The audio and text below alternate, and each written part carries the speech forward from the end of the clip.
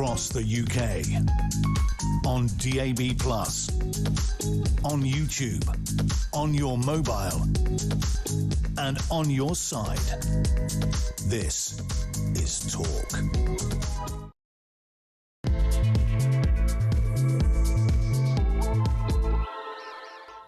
3 minutes past 6, you are listening to Mark Dolan on Talk Breakfast. A very busy show for you. Breaking this morning, a 28-year-old man has been arrested in South Yorkshire on suspicion of the murder of Ann Widdecombe. We'll bring you more on this developing story as we get it, and we'll hear from voices across the political spectrum reflecting on the life and legacy of this formidable woman. Meanwhile, we return to UK politics. Will Nigel Farage have the last laugh with his by-election gamble? And it's coming home. Well, sort of, as England beat Norway in a stuttering performance. Can we go all the way? And speaking of football, Gary Lineker upsets Falklands veterans by calling the Falkland Islands the Malvinas. Is it time to show this woke fool the red card? Now, my phone number this morning is 0344 499 1000. Text the word TALK and your message to 87222, or leave us a voice note and let's talk. Lots of things that we're going to discuss this morning. Of course, we're going to speak not just to a variety of political voices about the murder of Ann Widdecombe, looking at her life and legacy. We're also going to look at the safety of public figures. Was this appalling murder politically motivated? Well, Nigel Farage is on record as saying it looks to have been premeditated, though whether political, we cannot say. But surely we need a conversation about the safety of our public figures, because if politicians and ex-politicians and people whose job it is to have an opinion are not safe, then we don't have a democracy. I'm absolutely shocked that, for example, Nigel Farage does not have 24/7 security, given the fact that a cursory glance at the polls will tell you that after Andy Burnham, he's going to be our next Prime Minister, and they can't give him a cop. And you see what's happened to Ann Widdecombe. Now, we don't know, in regard to Ann Widdecombe, whether this was politically motivated. We don't know. We may never know. It's my understanding that it's not terror-related. The police are on record as saying that they don't think this is terror-related, but can we ever conclusively prove that what happened to Ann was not because of her broadcasts and her political career and her political opinions, particularly when the so-called Be Kind progressive left have been online over the last couple of days celebrating her passing? And these are the good people, folks. Make it make sense. Well, these are the people, the progressive left, the socialists, who have no empathy, no heart, just a wretched, poisonous ideology that Anne fought against for her entire career. And at 6 minutes past 6 on a Sunday morning on Talk Breakfast, I feel saddened, I feel broken about the murder of Ann Widdecombe, because she was a friend and a colleague and a national treasure. So I'm saddened and broken, as we all are. But I'm also emboldened, actually. And I'm going to use this show and this platform on Talk to imbue and embody the spirit of Anne. And I'm going to make Talk Breakfast just suffused with her personality and her courage and her honesty. Of course, I won't come close, will I?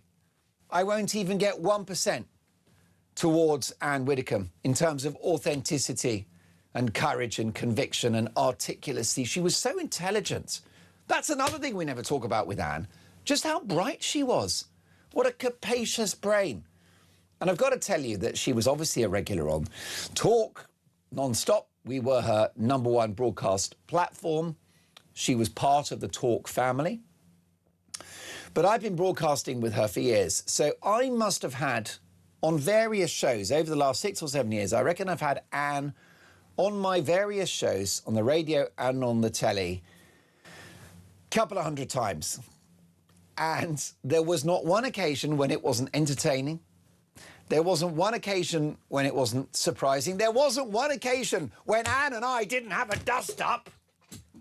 Because the great thing about Anne, and what I loved about her, is that she would debate and argue with anyone. And it wasn't just lefties, Dave the engineer, that she took down.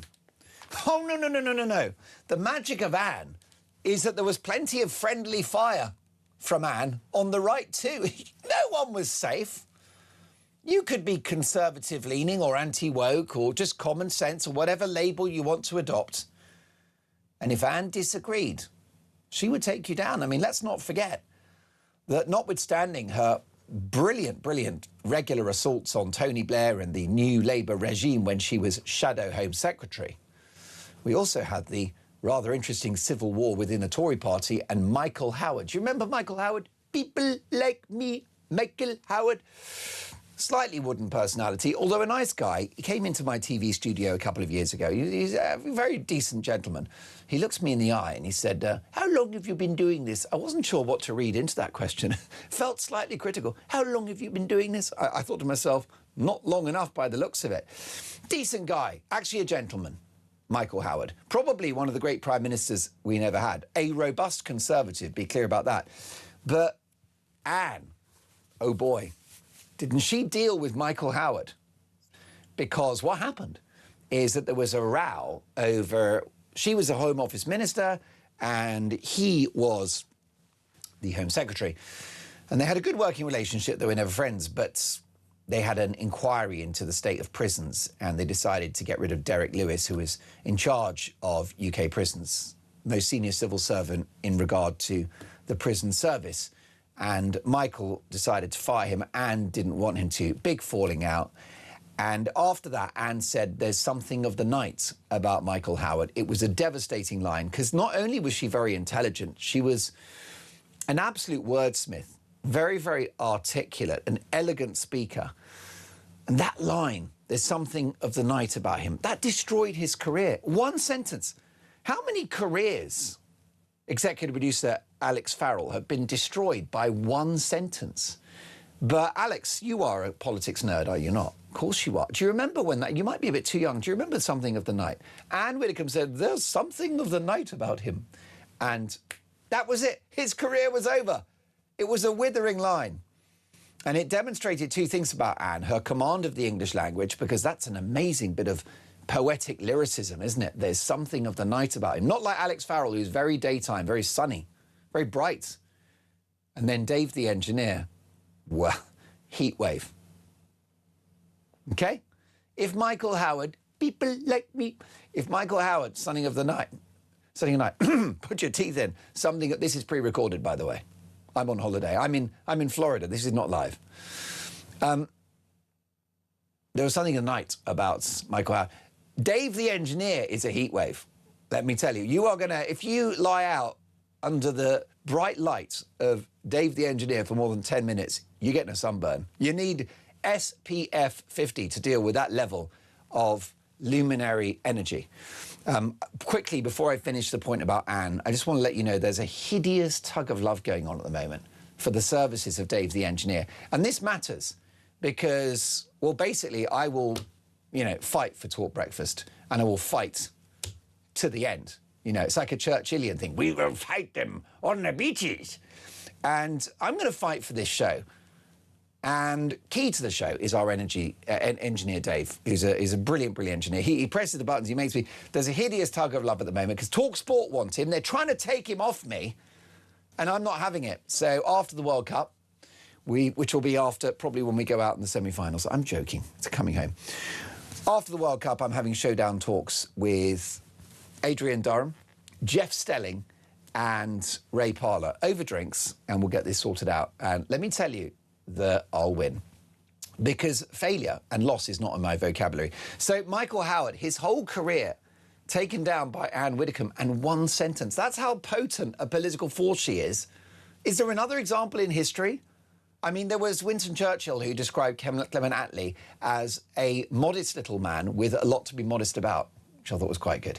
But anyhow, so she was a formidable character. And what I'm going to do is I'm going to use this show to imbue the spirit of Ann Widdecombe. My father passed a couple of years ago, an amazing man, my total hero. And the family were all very upset, understandably, when he passed. And it was a mixed blessing because he had dementia, which is the most awful, cruel disease. And so you'll probably relate to this, that if you've got a loved one that had, you know, end stages of cancer or some other debilitating condition or dementia, there is an extent to which it's also an end to the suffering, isn't it? And it's an awful disease, dementia. But when my old man passed, you know, all the family, my siblings, you know, absolutely devastated. And I kind of said, well, do you know something? He hasn't died, he never will, because his spirit will be forever. The spirit is forever. It is forever. Spirit will outlast any war, any natural event. Spirit will outlast a nuclear apocalypse. And so what I'm going to try to do with Anne is imbue her spirit. That doesn't mean say all the things that she thought, because I think there were areas of disagreement here and there, although I will say I think most of what she said was brilliant and common sense and right. But no two people think the same things, except Dave the engineer and I, and we are just... That's why I'm going to fight for Dave, and I will win. Showdown talks after the World Cup, Jeff Stelling, Adrian Durham, and Ray Parlour over drinks. Because, you know the thing about men when they get together, you need the drinks, because then they let the guard down. Jeff Stelling, he's like a hard shell, you know, because he's a showbiz icon, and you need to get a couple of Cruz Campos into him, and he softens. And that's when you see the real Jeff Stelling, and that's when you get what you want. And I'll be getting what I want, which is Dave. But look, in all seriousness, folks, we are going to imbue the spirit of Anne on this show, and we will not let her memory or her spirit be dimmed. And this show will seek to be as robust, as upfront, as authentic as she was. We will never achieve that. We, of course, never will. But we can try. Can we talk about that idiot, Gary Lineker, who has called the Falkland Islands the Malvinas? So this terrible man who described October the 7th, which Alex Farrell, I think we can fact check this. The October the 7th attacks on Israel were the worst attack on Jewish people since the Holocaust. It was a mini Holocaust in a day. What does Gary call that? He called that the Hamas thing, which is not great, is it? This is a guy that is now effectively siding with the enemy. And I say that in all seriousness because it is Argentina who called the Falkland Islands the Malvinas. The reason they call it that is because that is their claim on the islands. And we fought a war in 1982 when there was an assault on those islands by Argentina. And I'd like Gary to know that around 450 men and women, British men and women, military service personnel, died in that war defending sovereign British territory, as Alex Farrell pointed out in our meeting this morning, which happened at 3:30 a.m, because I get in about 3 hours, 2.5, 3 hours before the show. It's all scripted, by the way. Every word is scripted. It all goes through ChatGPT. None of this is real. Don't be fooled. And when we had our pre-show meeting, Alex pointed out that, was it 95% of the people of the Falkland Islands? 99% of the population of the Falkland Islands wants to remain British. 3 want to stay, and I believe they were drunk people who did not know what they were on about, celebrating the England victory against Norway. Gary Lineker is siding with the enemy and calling the Falkland Islands the Malvinas. And it's traitorous behaviour. By the way, free speech, Big Al. He's entitled to say what he thinks. But we can also judge people on their remarks. What is wrong with him? And he says this, 450, 500 people died. British people died protecting those islands, and the countless injuries, including our good friend Simon Weston, badly scarred in battle to preserve the status of the Falkland Islands under the brave leadership of Mrs. Thatcher. And then Gary decides, oh, well, I'm going to use the word for the Falkland Islands, the name that the enemy use. And by the way, I make no apologies for calling Argentina the enemy. We are at peace with Argentina now, that's no problem. But in relation to the Falkland Islands, they want them back. They do want them back. And if they could, they would take them back, which, by the way, they probably could. I reckon now Argentina could have the Falklands in a morning because of our depleted military. And it would be in no small part thanks to an underinvestment in our armed services under both Labour and the Tories, but also because of traitors like Gary Lineker, who decide to use the old name of the Falklands, which is the preferred name used by Argentina, who want to take the islands back. In 2013, the Falklands had a referendum. Just 3 people wanted to become Argentinian. 99.8% wanted to stay British. I've got a really busy show for you today. Sir Michael Fabricant, very close friend of Ann Widdecombe, live in the studio from 9. We've got the front pages next. We've got the man in the studio who has advised prime ministers and party leaders. We've also got Nigel Farage's tribute to Ann Widdecombe. That's next.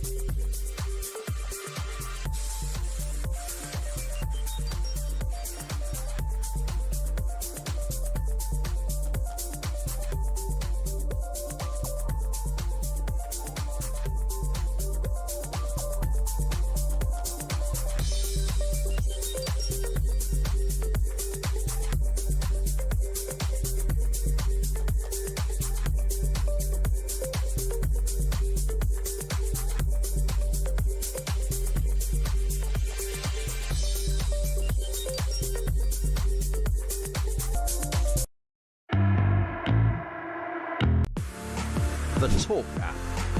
You can watch, catch up and listen to all your favourite shows and podcasts anytime, anywhere, all on the Talk app. Watching and listening to Talk just got easier. There's now only one place for the home of common sense. So head over to your App Store or Google Play and search Talk now.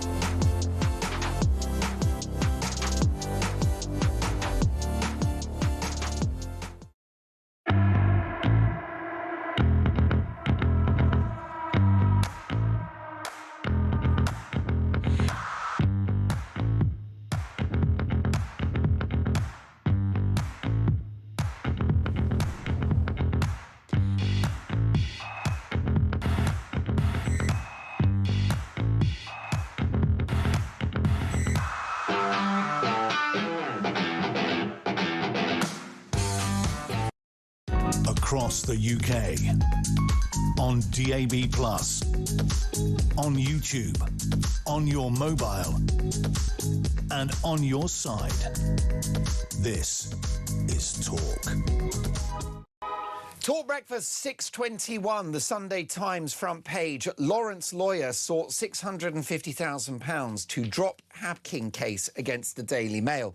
The lawyer for Baroness Lawrence of Clarendon offered to drop her phone hacking claims against the publisher of the Daily Mail and Mail on Sunday in return for £650,000 days before the trial went ahead. Imran Khan, who has represented Lawrence since her son Stephen was murdered in 1993, said that as part of the deal, she would make a statement thanking the Daily Mail's former crime editor Stephen Wright and former editor Paul Dacre for their decades-long campaign for justice over the killing.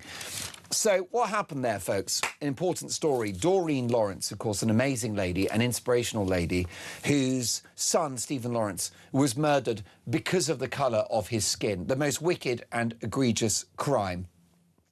She sued the Daily Mail for unlawful information gathering alongside Elton John, Liz Hurley and Prince Harry. They lost the case. There were 97 charges presented against the Daily Mail, all of which were thrown out by Mr. Justice Nicklin.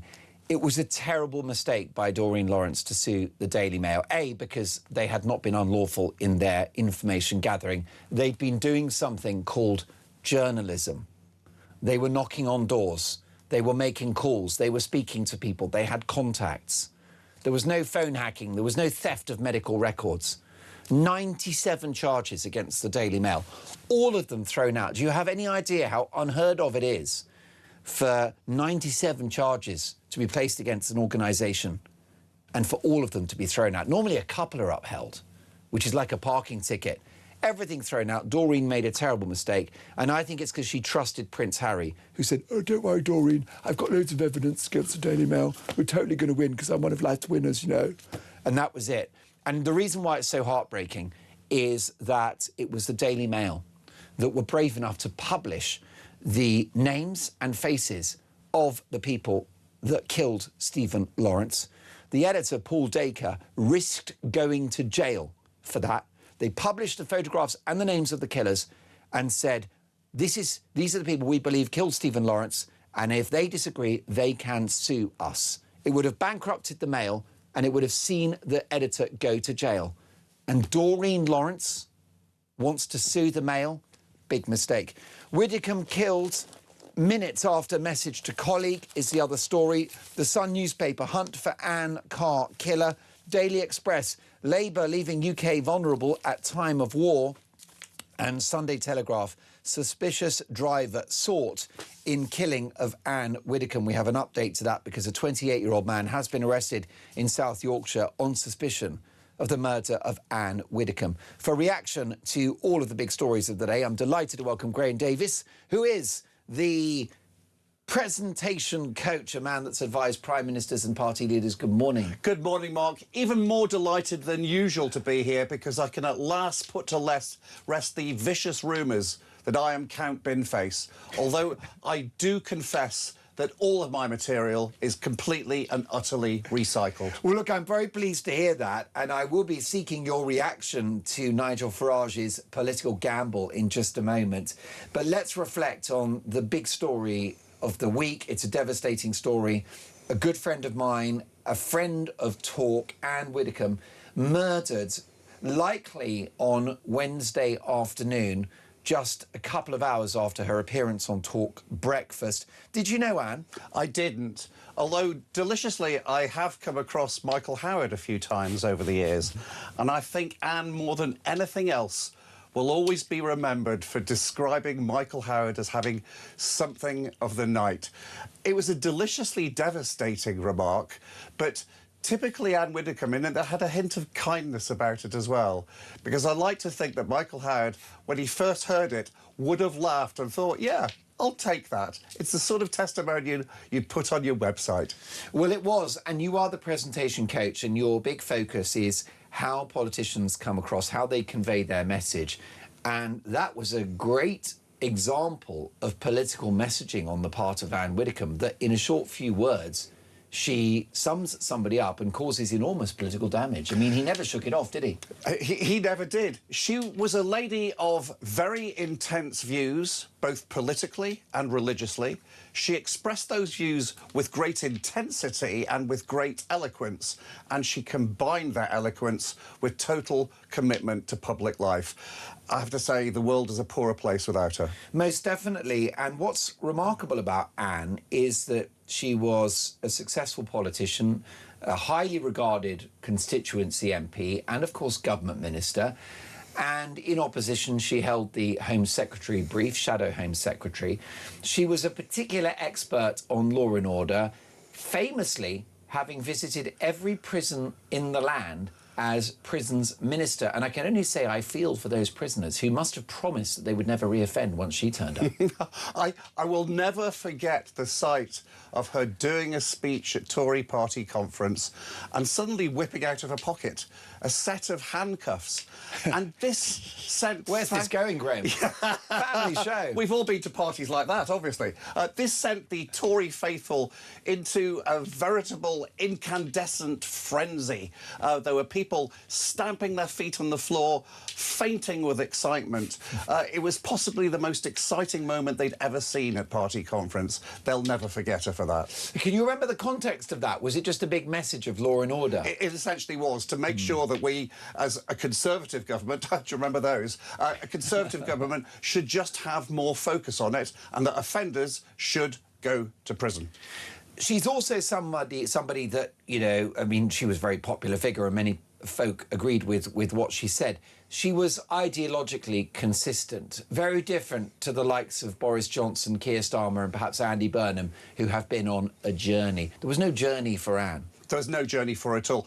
Totally consistent at all times. You get the impression with Andy Burnham that every morning before he puts on a black T-shirt, he leans out the window, sucks his finger, holds it up to see which way the wind is blowing that day or indeed that minute. Yeah. Ann Widdecombe, a bit like Boris, who wrote 2 articles for Brexit, one for, one against. Absolutely. Boris always had a smile on both of his faces. But Ann Widdecombe, she was completely consistent. Even on an issue with which I would have profoundly disagreed with her about homosexuality. She always expressed her views, actually with a certain amount of restraint as well as robustness, and that did not stop her having very close friendships with many gay male friends who have all spoken about her kindness over the last few days. Well, that's right. It wasn't poisonous homophobia, was it? It was just an ideological attachment to her scripture, and that was where Anne was coming from with regards to sexual rights and that sort of thing. Ideology, loyalty to the ideology and consistency. These are concepts that may come back into fashion one day. Well, that's right. She was also pragmatic, wasn't she? Because she was asked whether she would reverse gay marriage, and she was on the record as saying, of course not. And they said, why not? And they said, because you can't take away something that you've just given to people, which was interesting. So ideologically consistent, but pragmatic too. A pragmatic politician. Who knew? Similar to Margaret Thatcher, who was very forthright and very clear in her views, but also pragmatic. That she was, I think, Ann Widdecombe and Margaret Thatcher had that potential in certain circumstances for laser beam focus. Even if something was incompatible with their inner gut feeling, they would actually look at the practicalities and see what actually worked. Well, that's exactly right. What do you think Anne's legacy will be, Graham? Her legacy will be that of somebody who had principles, had values, and didn't see those concepts as mobile things that she would change with the wind. Yeah. She was someone of constancy, of consistency, and a level of compelling integrity. That is her legacy. She was also successful, wasn't she? Really, she had the Midas touch because she was an MP for 23 years, which is no mean feat. A fearsome campaigner. She was in government. She was in opposition. She then retires from frontline politics, campaigns for Reform UK, helps to get Brexit done, then becomes a reality star on Strictly and Big Brother, and then becomes a respected, compelling political commentator on television and radio. So this was a long and successful career. And in those last few years of her career, she showed that she had access to a weapon that is almost inaccessible to the vast majority of politicians. She had a sense of humour, and that is something that many politicians could do with a lot more of, especially as we've seen over the last 7 days or so. That's right. The other thing to say is that she's been, to a degree, the political canary in the coal mine, don't you think? So, as you mentioned, you jokingly referred to, do you remember when we had Conservative governments?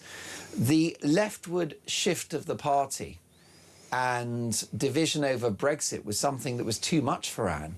And she left the Conservatives, which she told me personally was a very painful transition because it was a party that she'd loved, that she had served since she was a teenager.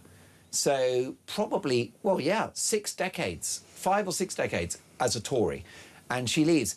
But in some ways, she called it early with Brexit and with Farage. Yes, she did. I suppose, looking back, that is probably the only bit of sadness I have about the Widdecombe journey, the Widdecombe story, because I'm sure she was the sort of member of the Conservative Party that saw the Conservative Party as not just a jumble of right-of-centre ideas, but as a family. And although she would argue that the Conservative Party left her rather than the other way round, I would have thought that really her gut instinct was to stay and fight for her ideas rather than moving to a new entity. And that saddens me just a little. Most definitely, and I'm sure that it was painful and she will have lost a lot of friends when she did move on, but it fitted with her worldview and with her political opinions to fall in behind Reform. Reform represented her position better than the modern-day Tories, and for her it was just intolerable. She had an allergy to not being herself. I think that's right. She felt, I believe, in the last few years that she had more opportunity for a wider crusade as part of Reform, and that the crusade would narrow down as part of the Conservative Party. Do you think that the Conservative Party did not realise what they had in Ann Widdecombe, and if they'd appreciated her talents more, she might still have remained a Tory? The Conservative Party is an entity without an HR department. It really... It is an entity. It's got a level of opacity that no outsider, no insider can understand. It rarely makes any concessions as an entity for any individual characteristics. Because it has existed just as a ruthless election-winning machine, hasn't it? The only ideology of the Conservative Party is this: we must win the next general election. Once we've won it, we will stumble through and find some pragmatic way of running the country. That is it. And they've had about, what, 75% of power over the last 100 years? That level of constant pragmatism, of ruthless constant pragmatism, has worked pretty well for them, and I would argue pretty well for the country. Well, Graham, let's take a listen now to Nigel Farage's tribute to Ann Widdecombe as he laid flowers in Dartmoor. She was a remarkable individual. Redoubtable, I think the word was invented for her. Opponents knew exactly what to expect from her, and at times, I have to say, colleagues did feel the wrath of her tongue. She was the fiercest proponent of free speech I think I've ever met. She believed that we had the freedom and the right to say things that insulted each other. Her career in politics, of course, spanned decades. As a minister, and then for many years, as a shadow minister. And I spoke to one of her colleagues last night who said during those years in a shadow cabinet, she was the only one who always spoke up for what she believed to be the national interest. Fascinating. Well, I think very well chosen words there by Nigel Farage, and my political contacts are telling me that the frontline team of Reform UK are absolutely in pieces about this, and I think it's a tragedy for the country. We've lost a national treasure. It's obviously a tragedy for Anne and her family and loved ones. And I think it's a real loss to Reform UK as well, because I think that Anne had become something of an ideological, spiritual flag bearer for the Reform project. She had pedigree, she had this weight, she had this authority that Nigel Farage most definitely saw the value of. We'll bring more reaction from Graham Davis in just a moment. Speaking of Nigel, will his by-election gamble pay off? Will Nigel have the last laugh? That's next.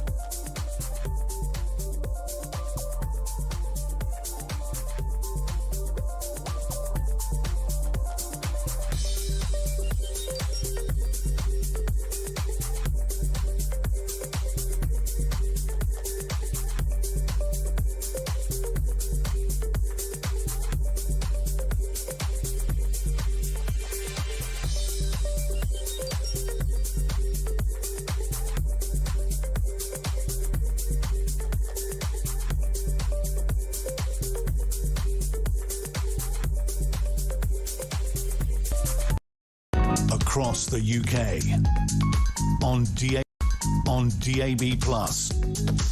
on YouTube, on your mobile, and on your side.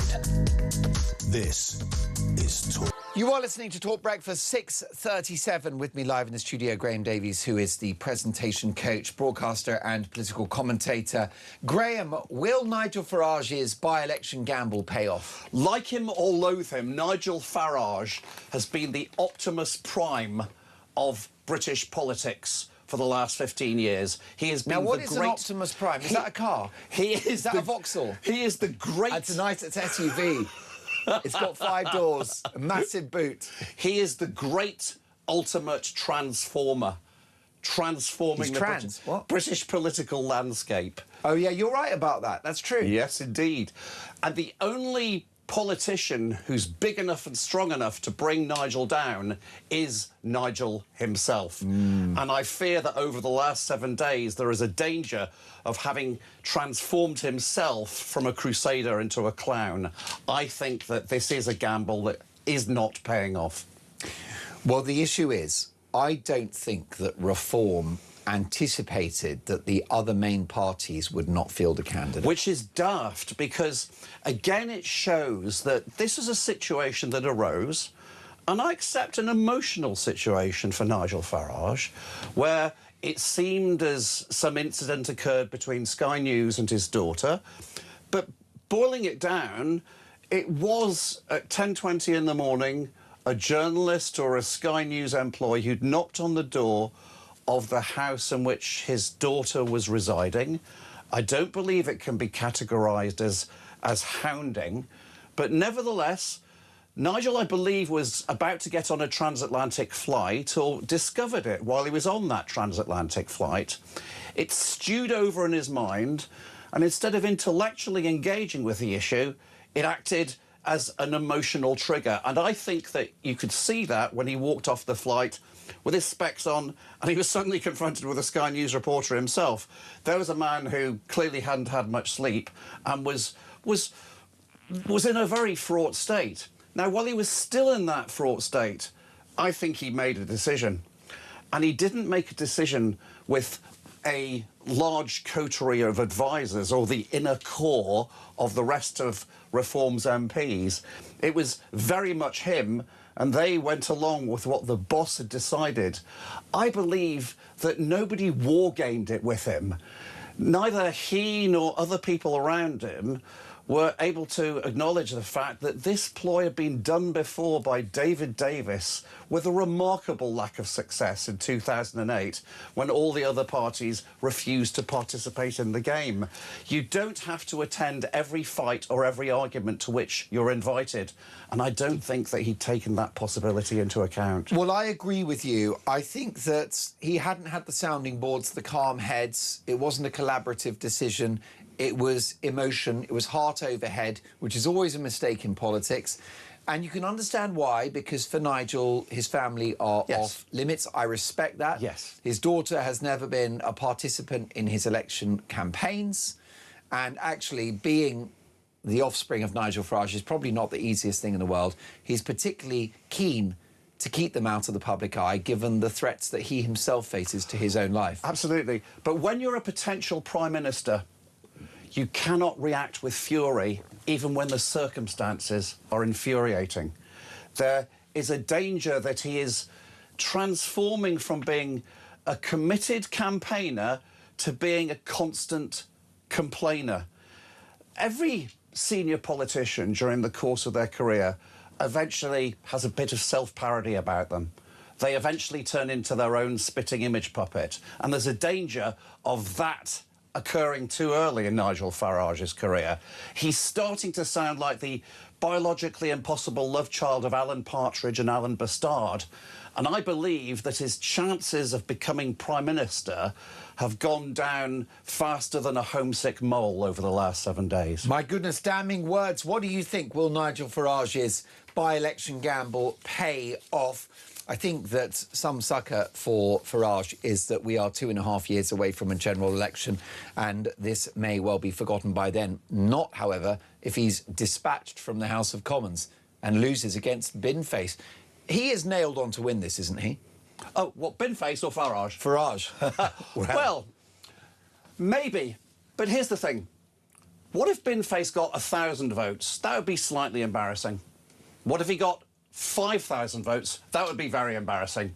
What if Binface got 10,000 votes? That would be enormously embarrassing and would dent Nigel Farage's credibility. Interesting. 6:42 Talk Breakfast.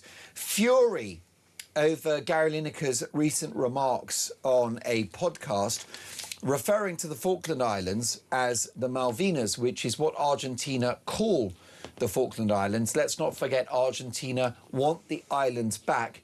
We fought in a war in 1982 to retain sovereignty over those islands, which cost us over 400 lives. What an insult. Gary Lineker effectively siding with the enemy. Barry's in Norwich. Good morning, Barry.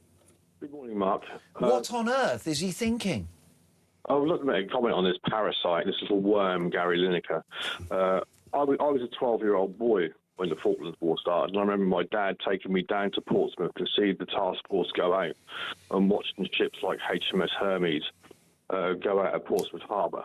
And this Gary Lineker character, he's got no respect for this country, no respect for the soldiers that died during the Falklands War, and he's totally irrelevant. And what he does every now and again, he's like a little worm. He comes out of the soil and he says something, do you know what I mean, to get people to talk about him, because he has to have people talking about him. He don't care about what sort of things they're talking about, as long as it's about him, whether it's good or bad. And he's just a horrible, horrible character. Yeah. And just a quick one on the end. I'd like to send my sympathies to yourself and everyone at Talk for Ann Widdecombe's death and her family. I don't think they could possibly make anyone like Ann Widdecombe again. I think she was an unfiltered Margaret Thatcher. Oh, what a wonderful description. What makes you say that? You think she was even more forthright than Maggie? I do, yeah, and I think she was unfiltered, wasn't she? Do you know what I mean? Margaret Thatcher had to be a bit filtered. She stuck by her guns. Yeah, she didn't care whether people liked her or disliked her. She had her opinions. She had, and she stuck by them. And people say, could they ever make anyone like her again? I don't think they possibly could. Not even AI could make someone like her. Barry, you're on a hot streak this morning. Before I let you go, do you think we need to have a conversation about the safety of our public figures, political broadcasters, and of course politicians? I think regarding that, I don't know if it is anything to do with her political views or what happened. Yeah, we don't know. That's true. But if it is, then yeah, I mean, the whole Farage and not having security given him to him and the whole 5 million, yeah, but I think that's a conversation for another day. It is. Barry, you're a gentleman, and what a brilliant call. Do call us again soon. We love having you on the show. Graham, what on earth is Gary Lineker thinking? Now, I'm a free speech absolutist. If he wants to call the Falkland Islands the Malvinas, good luck to him. Knock yourself out. But the messaging is horrific, considering that over 450 people died in that war. Yes, it is. And it's a particularly poignant betrayal of language, because the Malvinas, the use of the word Malvinas, suggests that in some way those islands were at any stage in the past an Argentinian community that somehow the British Empire ousted them from. That is absolutely not the case. Argentinians have never lived there. And also, I have to say this, one of the fond memories I used to have of Gary Lineker, the remarkable footballer, was indeed in the 1986 World Cup, when in the Hand of God episode by Diego Maradona, I think Lineker scored 2 goals, but was within a whisker of scoring a third, which might possibly have got us through or equalised. And for him to have betrayed his own legacy, I find really quite obscene. 6:47, you are listening to Talk Breakfast. More front pages to come, and I'm going to bring you up to date in regard to the manhunt for the murderer of Ann Widdecombe.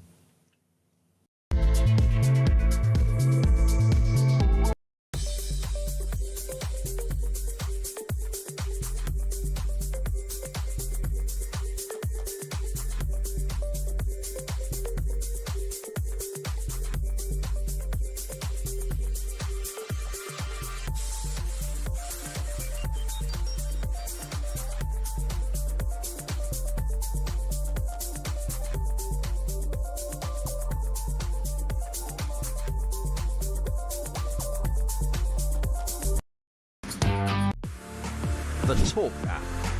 You can watch, catch up and listen to all your favourite shows and podcasts anytime, anywhere, all on the Talk app. Watching and listening to Talk just got easier. There's now only one place for the home of common sense. So head over to your App Store or Google Play and search Talk now.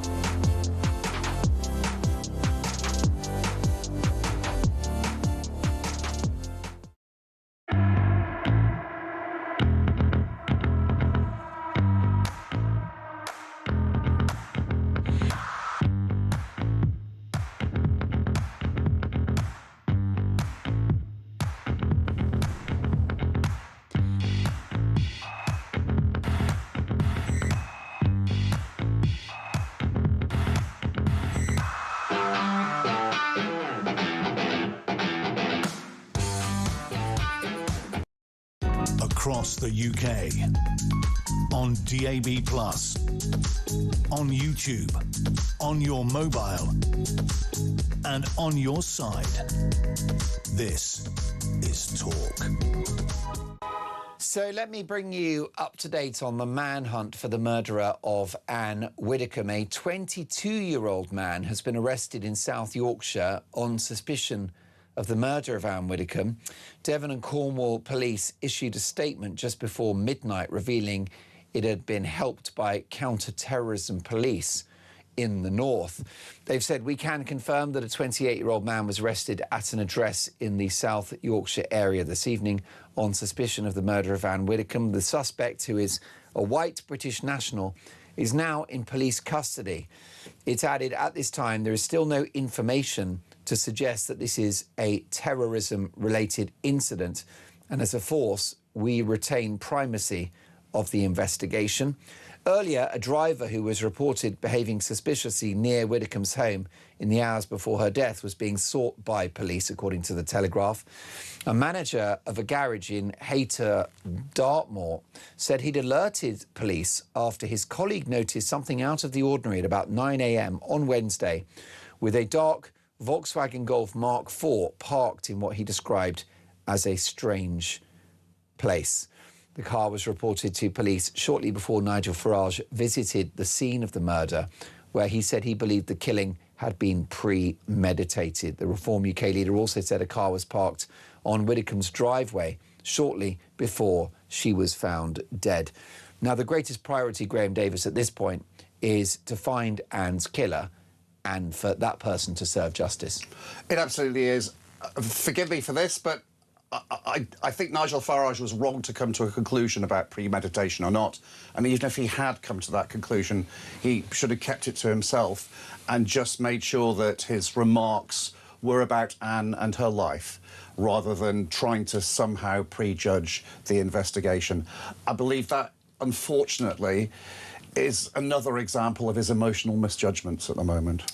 Well, the bottom line is that Anne is a great loss to the country. She's a huge loss to Talk. She's an incalculable loss to her friends and family. She's also a loss to the Reform UK project, isn't she? She is. There are very few prominent women that have had a level of success in politics that were high up in the Reform family tree. She wouldn't see herself as any form of minority, of course, but she was somebody who was distinctive, had a certain level of personality, but a personality without a level of sometimes malevolent aggression that some people within the Reform hierarchy do, and she is an enormous loss to their overall presentational brand. Most definitely. By the way, a welcome correction regarding the number of British service personnel who died fighting in the Falklands, and it was 255, and you'll forgive me because that 400 figure was from memory and based upon injuries too, but I appreciate that, and of course I'll be dealing with Gary Lineker in no uncertain terms at 9 o'clock in a special Dolan's dispatch. Yes, Graham, she had this authority, this pedigree that she brought to the Reform Project, which of course is a brand new political party, a brand new force. So for someone of Anne's achievements and her long stint in public life was of great value to Farage. It really was.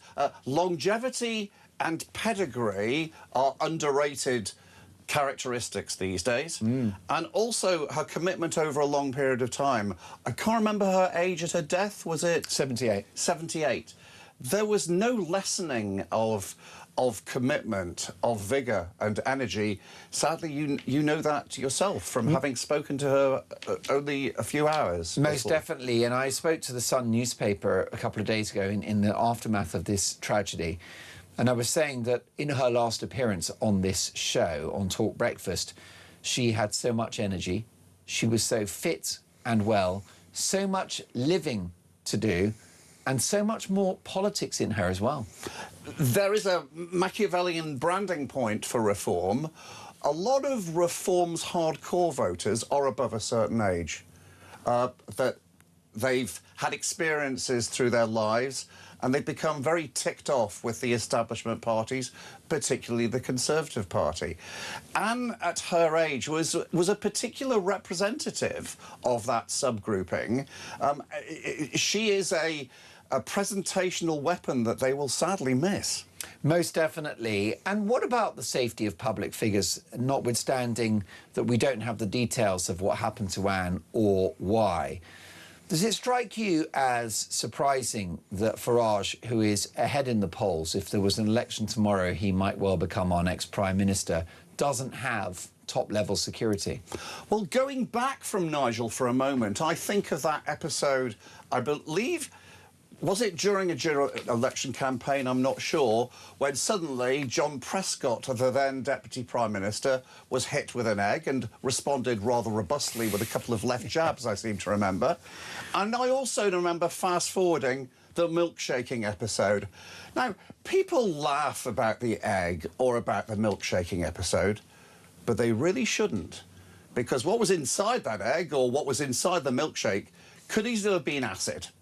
And it's difficult to see that even if, say, for instance, Nigel on that occasion when he was milkshaked, if he'd been surrounded by 8 security guards, somebody could still have poured liquid on him from a distance.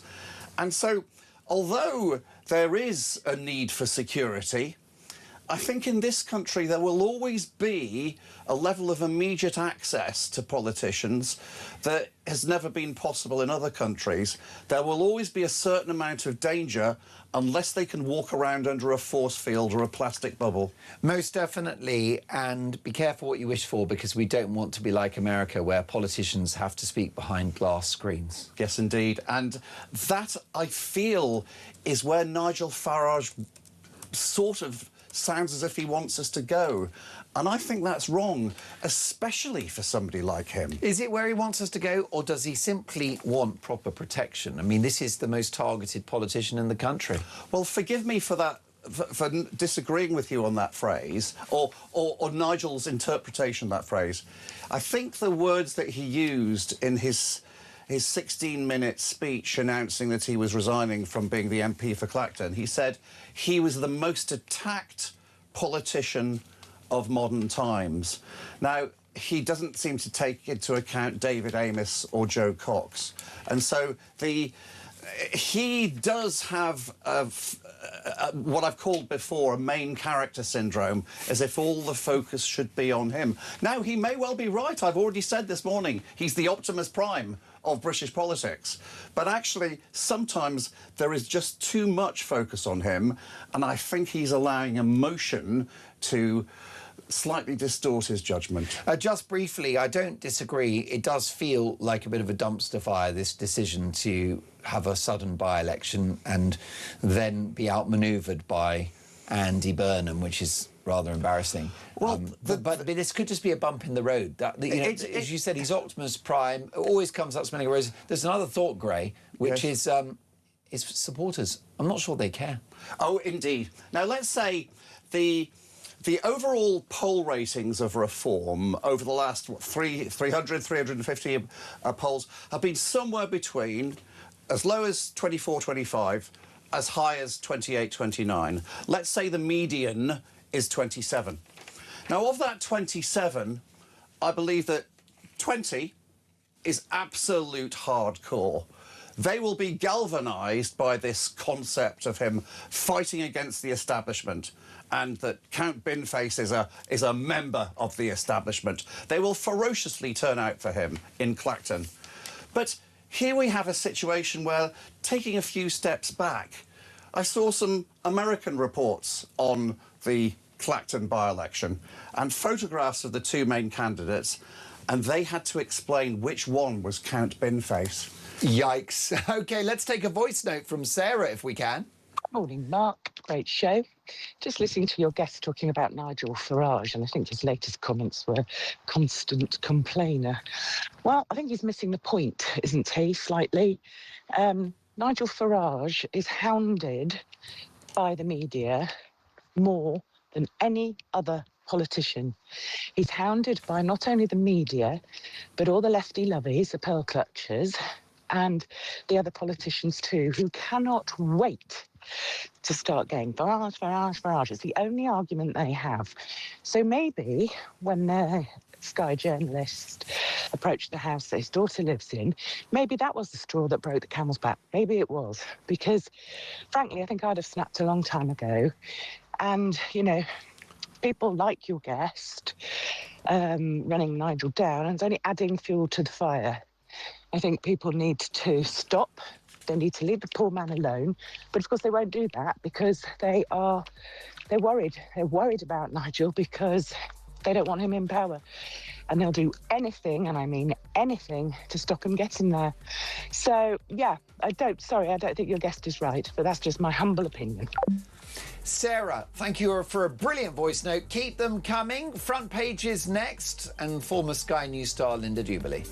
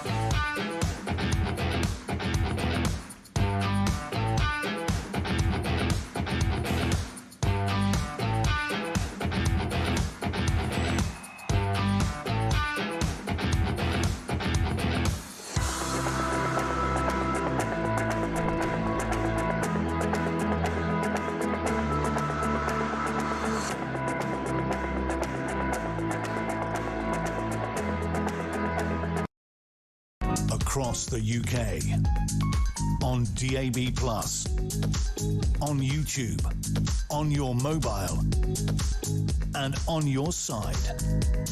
This is Talk.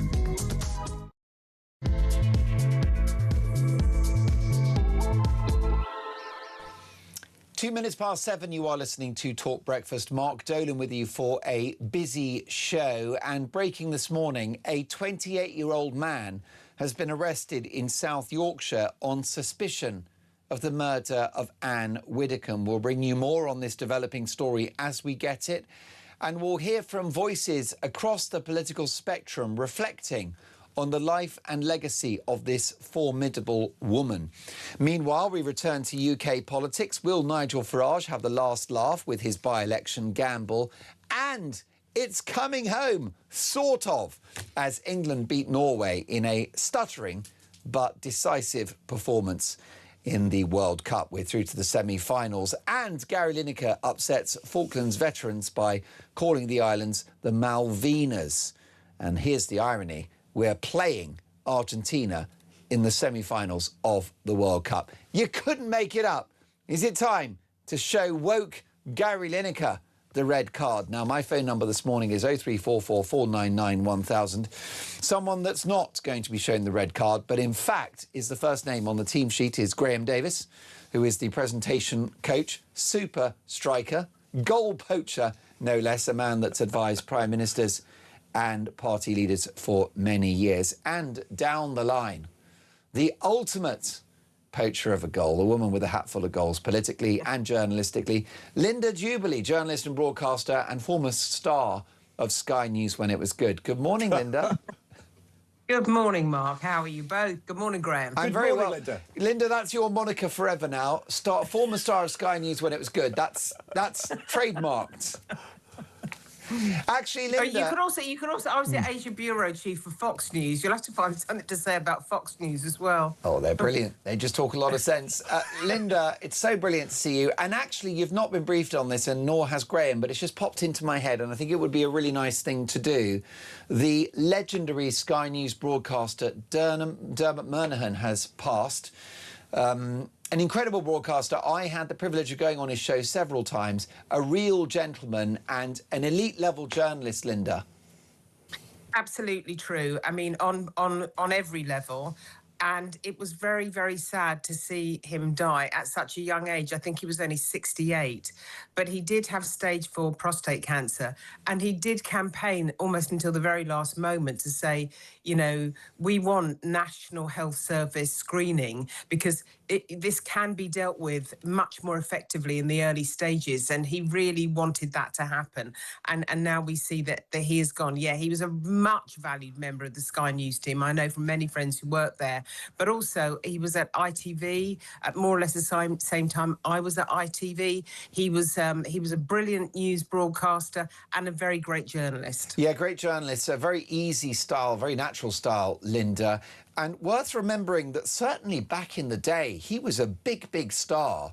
And networks were fighting over his services because he was very good at what he did, very natural.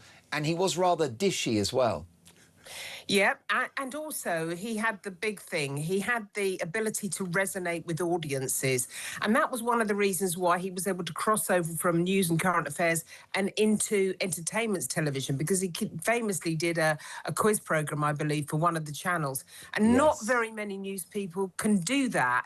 You can only really do that if you allow your character to show through. And that's a tremendously difficult thing to do for a news journalist, because you have to broadcast within certain parameters, but somehow Dermot was able to let his character show when he was broadcasting news. So it wasn't just that he was a very, very good journalist who did a superb job in terms of his research and his understanding of complex subjects, but he was also able to be very human as well. Yes, I don't think I'm speaking out of school, Graham Davis, to say that he was a really popular broadcaster, that everyone liked Dermot Murnaghan. He really was. And, you know, there are some broadcast journalists that do take themselves just a little bit too seriously. No offence, Linda, or Mark, by the way, but Dermot certainly never had that problem. I always felt that when he was interviewing with me, he was always ready to raise an eyebrow just slightly, just to make sure that he pricked any pomposity that was in the studio. I liked him a lot. Yes, and his boss, Graham, who's a former head of Sky News, said that the real value he had as a journalist is that he didn't like authority, which is always a good trait in a broadcaster, isn't it? It's absolutely delicious. It would be a terribly dark day if there were no people like Dermot within broadcast journalism and everybody just did what the government wanted them to do. Now, Linda, we haven't spoken since the appalling, devastating murder of Ann Widdecombe, a friend of mine, a colleague, and very much part of the Talk family, a national treasure, a public, nationally recognised figure. What was your reaction when you heard the terrible news? Well, I was deeply saddened when we heard the first news because obviously, you know, we all heard that she had died, and I think she was 78. In these days, that's not really any great age. No. Someone of her dynamism and energy, you would have expected to have gone on for longer. But then hours later, I remember driving in my car, I heard that the police were calling it a suspicious death. And I thought, well, there's only a couple of things that can mean. I was absolutely horrified about how, you know, an elderly woman living and she lived in quite isolated circumstances, should have been attacked and killed in this way. That's a truly horrifying development. But she was a remarkable woman. I remembered interviewing her as a young anchor at Sky News. And I was interviewing her because the Church of England had allowed women priests, and she left to become a Catholic, and that was the basis of the interview. It wasn't politics at all, but I think that her core of Christian faith led almost everything she did. She was a conviction politician, but actually her faith was profoundly important to her, and that's why she's called now a conviction politician. And I want to make one other point as well, and I think this is really important. Someone was telling a story about how they saw Ann Widdecombe walking down a corridor away from them with Baroness Claire Fox, who we all know and love. And they got on really well together, despite being at different ends of the political spectrum. And what that is all about, I think, is that Claire Fox has a similar kind of character. And it means that there can be mutual respect, even though people come from different sides of the political divide, if they have the right mindset, which is built on integrity and kindness. And I think that's what Ann Widdecombe actually stood for. We can see her there on screen with Nigel Farage. And I agree with Graham. I was listening earlier. I think possibly Nigel Farage, yeah, maybe it was out of grief because he knew and respected Anne very much. But he said things that were slightly, I think Graham said emotional. I would say irrational at a time like this. And I don't think this should be politicised at all. The police have called her death, her killing, in fact, not having a political motive. And I think that that's important to recognise at the moment, even though I understand that security around reform politicians has been heightened. Well, that's right. It's an interesting one to look at, isn't it, Linda? The police need to get on with their job, and we don't want to impede the course of justice. I understand that, as you say, the authorities have got no evidence of terror links, or indeed that this might have been a politically targeted murder. That said, it doesn't appear to have been a spontaneous attack, and that's why the police are going to have to look very closely at this.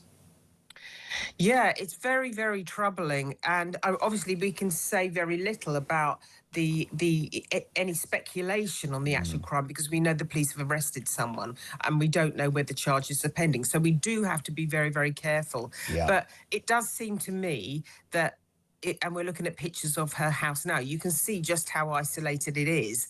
She doesn't really have any near neighbours.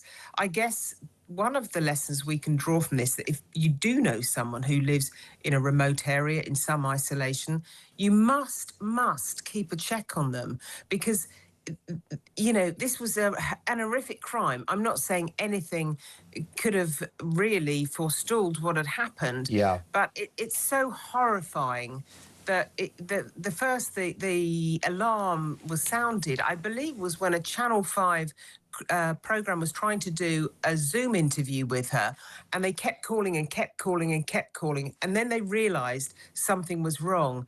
And as we see now, something was very, very terribly and tragically wrong. Most definitely. Well, in the last 24 hours, I received a direct message on X from Carl Turner, the independent MP, formerly a Labour MP, who I suspect will be reinstated under the premiership of Andy Burnham.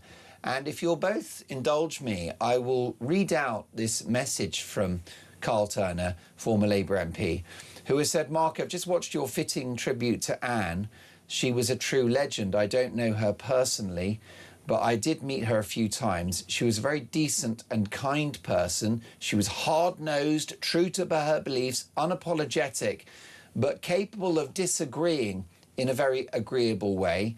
He goes on to say, "I'm the emotional type, to be honest, Mark, so it's fairly easy for me to shed a tear.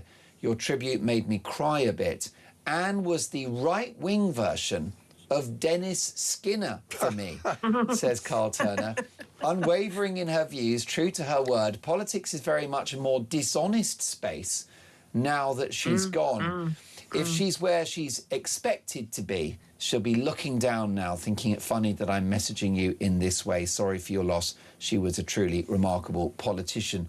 Linda, I'll come to you in a moment on that. But Graham, your reaction to the words there of Carl Turner, independent MP? Without doubt, wherever Anne is now, she would be roaring with laughter at being identified as the Tories' Dennis Skinner. It is a label that she would embrace and own and go with. I applaud Carl's words. Yes, I think he speaks very well. And does Carl raise a point, Graham, about politicians needing to be more consistent and more principled? Because he's talking about true to her beliefs, unapologetic. He said that, you know, that's very rare these days. But the direct line, Graham, politics is a very much more dishonest space now she's gone. Is he right about that? I think his strongest point was this, that just because you disagree doesn't mean that you have to be disagreeable. It's ironic that during World Cup season that we have seen an increase in intensity of this phenomenon in political debate, that people go for the man or the woman, not the ball. And it's about time that that process was reversed. Now, Graham, are you able to stay with us for a couple more minutes? I certainly am. Oh, well, look, that's great news. And Linda, we've got you booked for the half hour, which is fantastic news. You're on double bubble. In fact, you're on the kind of money that you used to get in the 90s on Sky. So don't spend it all at once, Linda. Because what I'm going to do after the break, we're going to take some calls. And we're going to keep Linda Jubilee and the brilliant Graham Davis with us as well. What do you make of all of this, you know, conversation we're having about public life, about politicians being authentic? Is Carl Turner right that politics is a much more dishonest space now?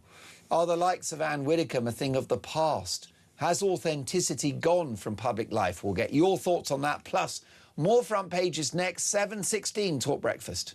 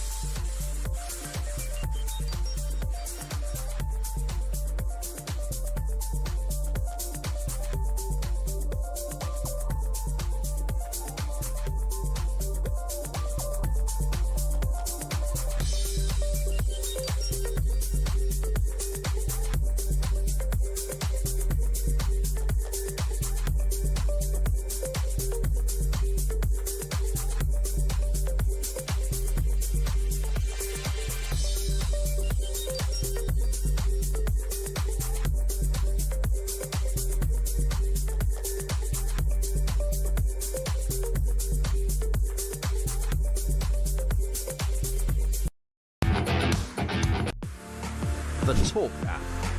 You can watch, catch up and listen to all your favourite shows and podcasts anytime, anywhere, all on the Talk app. Watching and listening to Talk just got easier. There's now only one place for the home of common sense. So head over to your App Store or Google Play and search Talk now.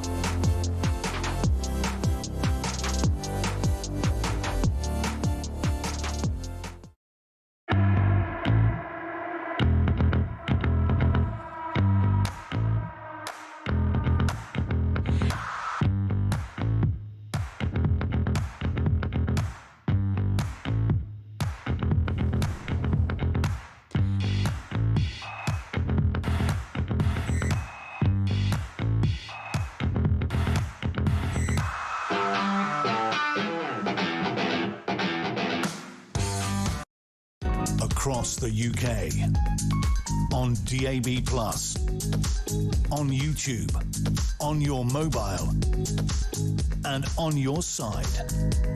This is Talk. You are listening to Talk Breakfast at 7:18. Lovely to have your company. Dolan's dispatch at 9 o'clock. I'll be dealing with Gary Lineker in no uncertain terms. I actually had a Dolan's dispatch about the haters celebrating Ann Widdecombe's passing. But I'm going to have to deal with Gary Lineker, and Anne would want me to deal with Gary Lineker because he's calling the Falkland Islands let's have a look at it, Graham Davis, what does he call them again? The Malvinas. You see, I had to look it up because I'm so patriotic, I don't even have that stupid word in my head. Because calling the Falkland Islands the Malvinas is a lie, because that's their claim on the territory, which Graham Davis rightly pointed out, they have no historic claim on that territory. We had a war. Lots of British service personnel died preserving the sovereignty of that territory. And now Lineker effectively siding with the enemy, referring to the Falkland Islands as the Malvinas. This, by the way, as England beat Norway and we face Argentina in the semi-finals of the World Cup. You couldn't make it up. So I'll be dealing with old Gary Lineker, old Big Ears himself in no uncertain terms, at 9 a.m. But let's have a look at British politics. I received a message from Carl Turner. It was a private direct message, but I thought so moving and so appropriate that I could share it with you, and I'm sure Carl won't mind. If he does, it's a bit late now. And he said that following the passing of Ann Widdecombe, he said, Anne was the right-wing version of Dennis Skinner for me, unwavering in her views, true to her word. Politics is very much a more dishonest space now she's gone. Is that true? Laura Jane is in Hampshire. Laura Jane, you're live with Graham Davis and Linda Jubilee. Good morning, all three of you. I will be quick because I have 3 points, but you know me, Mark, I've always got a few things to say. Glad to hear it. The first thing to say is I will be at Mass in a couple of hours, and I will be praying for the soul of Ann Widdecombe. As a fellow Roman Catholic, I understand why she converted from Anglicanism. Anyway, she was a character. I met her at Makerfield. It was like meeting my hero. I had two heroines, Shirley Williams and her, during my I'm 10 years younger than Anne, but I remember her career fondly. Anyway, I also wanted to say that your presenter who did the newspapers with you earlier had two things I would like to disagree with. One, Anne moved from conservatism simply because the Conservatives did exactly what Andy Burnham does. They put their finger out the window, watched where the wind was going, and pretty much took all the reform kind of catchphrases, for want of a better word, and that is wrong. And so Anne did not, she basically moved for political reasons. She very much held the belief that Conservatives were just wishy-washy and woke. And the third thing I want to say is I also disagree with what they said about Nigel. The reason why it's going to be a tough one for him, and I do agree, perhaps he thought other people were going to stand against him. The reason why it's going to be difficult is because they are standing against him. It's just the establishment are doing this behind the scenes. So everyone thinks it's Count Binface. Well, first of all, Count Binface is Labour through and through, and I bet you they're helping his campaign behind the scenes, although we'll never know. Of course they are, LJ. And don't censor yourself. He's a Labour Party stooge. Exactly. And the point is that Piers Corbyn is going to be up there too. Now, we don't quite know what Piers' politics are. He's the brother of Mr. Corbyn himself. Yeah. And the point is there is an establishment up there with Binface. They are going to be running. It's just we won't. Oh, he's an ex-BBC comedy writer. He's a stalwart of the left, that guy, Binface. Yes, but the point is that it's not just him. I'd like to recycle him. In the background, there will be there will be the establishment, both Labour and Conservatives. You know, everyone thinks this is just, going to be funny, and Nigel, it's not funny. That's why we have to go up there. But LJ, I really want, and I, by the way, love your 3 points. They're all really compelling. Laura Jane, do you think, because I know that you are now reformed to the core because you want to save Britain, and that's an ambition I share with you. We've got to transform the country. I don't care who does it, as long as someone stop the boats, close the border, scrap net zero, have an energy mix, and, of course, live within our means economically. That's obviously what we all want, but patriotism, all the rest of it, Laura Jane. But do you think Nigel, who you admire and who you have served under, made a mistake with this gamble of resigning his seat? Yes, but that's my point. He did make a mistake. And does that sadden you? Are you disappointed? Are you angry? Do you feel let down? No, because everybody's human, and he was defending his daughter, and I would do the same. I would be a lioness with my three if I was in politics. The point is, we now have to get behind him, because it's not just him fighting this Clacton. It's the establishment in the background. Laura Jane, how damaging could this be if, as Graham Davis points out, Binface gets 10 or 15,000 votes? Well, I can promise Graham that he won't get 10,000 votes, because we're all going to be up there doing what we did in Makerfield. Obviously, this time Nigel will win. And I don't think it's going to be damaging, because we patriotically believe in this country, and we have to get it back. So we are fighting, even if we're the small guy, we are fighting on his side. And yes, he made a mistake, but it's gonna come back. I don't know anything about football, but and I certainly didn't watch. So, LJ, just briefly, what you think it was a mistake or a misstep to call this by-election, but you think that actually what Farage will do is going to style it out? Yes, and yes. LJ, stay with us. Want to get to Linda in a moment. Graham Davis. Well, if Reform perform as well as they did in Makerfield, they will. And I have to say, I take great offence at LJ saying that Count Binface is merely a Labour stooge.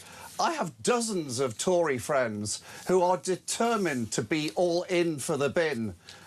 They will be going around the streets of Clacton saying no to reform and yes to refuse. Well, they're idiots, aren't they? I mean, that's why the Tory party is hated. If they are going to side with the left-wing candidate over a man that wants to stop the boats and save the country, well, then the Tories, they can go in the bin, can't they? They see Nigel Farage as a huge threat. And, of course, Nigel Farage has imposed on himself a piece of self-destruction which they will take part in with great vigour. And if Binface wins, that day will forever be known as Bindependence Day. The Tories will be delighted by it. I tell you what, he's had his 3 Weetabix this morning, Graham Davis. Do stay there, LJ. Linda, your reaction to all of this? Well, I thought it was a tactical misstep of some enormity, actually. Whilst I agree that Nigel, who I like and who I've been on air with on his programme, whilst I like him a great deal, I think, and he has vision and therefore a strategy, this was a big tactical misstep. I mean, when you say, and you ask the question of LJ, has he styled it out? And she says, with all due respect, of course, LJ, yes, he has styled it out. That's what's wrong with politics. There is too much style and not enough substance. But I'll tell you one thing about this in terms of communications. The military would say he didn't red team it, right? Any big thing that comes up, they team it out, game it out. You have a blue team and a red team. They did all the blue team stuff and none of the red team stuff because almost everyone could see exactly what was going to happen here. No one was going to stand against him. And the very next question we all asked ourselves after we knew that no one from any big political party was going to stand, we said, right, it'll be Count Binface right in there, and this will turn into some kind of fiasco, which is exactly what happened. So I ask myself now, what does the international political arena think when they see Count Binface being interviewed on Newsnight, on Radio 4, on XYZ platform, any platform? We must look utterly ridiculous. I mean, now is the time for serious politicians. And I think now that this has been a big, as I said, a big misfire. Can I pick up Linda's military analogy? What has happened over the last few days is that Reform have admitted to an internal email encouraging a swathe of their activists to move their focus from Manchester to Clacton.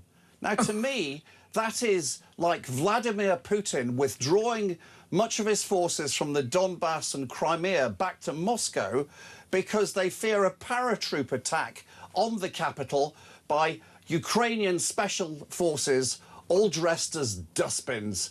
And it shows that they have to move away from what should be the focus over the next few weeks, way to something that should not be their focus, because I think they know that they've already lost in Manchester. Although, Laura Jane, I just wonder about Nigel, because he defies the laws of physical gravity, doesn't he? And I just wonder whether Linda's right and Graham's right, but notwithstanding that somehow Farage turns this around and makes it a triumph. Can he turn the water into wine? My God, you lot, honestly, you two, not Mark. This is why I'm going to do an Ann Widdecombe on you. I don't care what you think, and none of us do. You are all responsible for making this mess that we're in. This is exactly what Anne was fighting against. This is unreal. You are the perfect examples of why those of us who care about this country and our grandchildren are fighting for this change.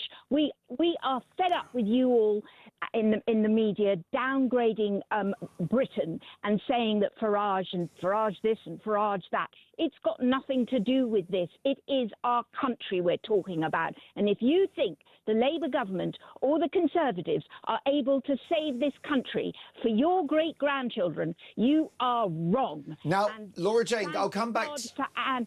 Thank God for it. Laura Jane, I'm going to come back to you in a second for the last word. I will defend Linda Jubilee because Linda is an elite level, very independent journalist, and it's her job to kind of balance all the facts. I will say that, Graham, you are a self-declared conservative, and therefore what Laura Jane is saying is that, yes, she loves you, yes, you're a gifted man, you're a fine figure of a man, but what you've done in this sort of Tory centrist dad position is destroy Britain. Well, to be fair, I think Laura identifies me as a member of the Conservative Party and therefore a member of the evil left-wing establishment. I have the closet Lib Dems, the Uni Party. I think that's what Laura Jane's saying. Perhaps how you say it. I'm actually a right-wing Conservative, and I still would like Nigel Farage to take himself a little bit less seriously. Perhaps he will get the opportunity, if he loses this by-election, to go back to the recording of his new sitcom, Last of the Summer Whining. Oh, my goodness. I tell you what, you can't follow that. Laura Jane, you get the last word on this before I say goodbye to lovely Linda and Graham. What final thoughts, Laura Jane? Come on, give them hell, Laura Jane. Final thoughts. My ancestor, Churchill, who married one of my ancestors, had the last word. He crossed the floor several times. Everybody said, including my great-grandmother, when she heard that he was going to marry her granddaughter, said, "Oh dear, this is a big mistake. Who is this man?" And guess what? Who was this man? He was the greatest prime minister we ever had. Correct. And yes, a lot of people disagreed with him. In fact, they all thought he was potty. But oh my God, this man was the saviour of our country. And I'm sorry, my genes are coming out now. You lot are wishy-washy. And I can tell you, when I'm praying for the soul of Ann Widdecombe on my knees today, I can tell you her spirit is going to be there. And I don't care how right-wing you are, Graham. And Linda, I respect what you say. But you lot need to think hard about your grandchildren's future. Laura Jane, I'm just going to hop in there very quickly. Go for it, Linda. Please do. I'm just going to hop in there very quickly and say to Laura Jane, I too am a Catholic, and I too will light a candle and be on my knees tonight thanking God for Ann Widdecombe. I think what we need to show now is real mutual respect for each other. That is the one thing that we can see actually works in the modern world. Definitely. Honesty, decency and integrity. I agree. Linda, I'll give you the final word on this. Laura Jane, just quickly before you go, I didn't realise you were a descendant of Churchill. That is the microphone drop of all microphone drops. He had them gasping in the gallery. Dave, the engineer, spat out his Diet Coke. I also had Salisbury, who was not necessarily such a good Prime Minister, Lord Salisbury, but it's his wife, Clemmy Churchill, who is my ancestor. Oh, I see. Well, she was wonderful. My great-grandmother disagreed with her marrying Churchill for reasons that were, the class system, was it aristocracy, all of that stuff? No. It's. But anyway, the point is, he proved to this country that he was the right man at the right time. Laura Jane, is Farage a Churchill-type figure, and would Churchill have supported someone like Farage?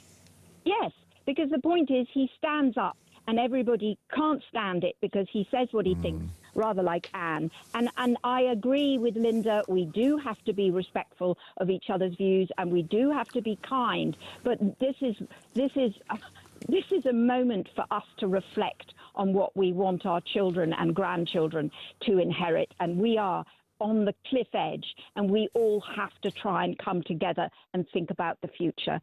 I will be praying for Anne at Mass this morning.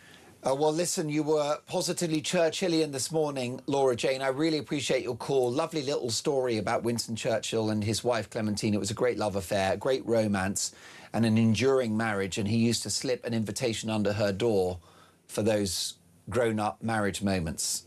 They don't do that anymore, do they?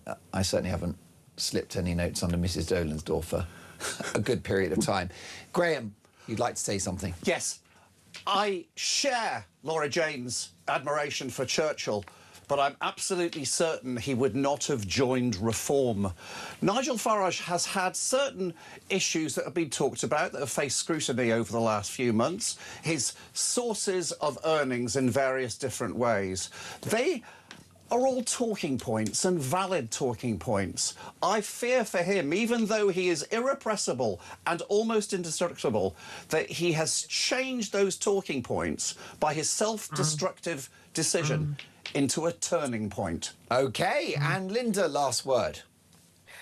Yeah, I think that I was making some notes from what Graham was saying earlier, and I think that the problem is, A, that I do believe that this is a tactical misstep, but also he's got to resist the urge to be the central figure in every single drama. I think there's this... He's got a very strong character. He connects very well with the public. He's a very, very charismatic and resonant speaker. But you've got to be too careful that you're not always the hero of the story. Well, Linda, you're a hero. We love having you on the show. Thank you for your fascinating insight this morning. The brilliant journalist, broadcaster, communications consultant, Linda Jubilee, and a very good friend of mine, Graham Davis, the presentation coach, broadcaster and elite-level commentator. Thank you so much. Even though he's a centrist dad... First I've heard of though it. he screams uniparty. That's not true. He's on the right of the Tory party, and all he's got to do is wake up. Don't worry, folks, it'll happen soon. Folks, really enjoyed the company of Linda and, of course, LJ and Graham Davis. Graham, come and see us again soon when your schedule allows. Lots more to come. Next up, I'll bring you up to date on the police investigation into the murder of Anne.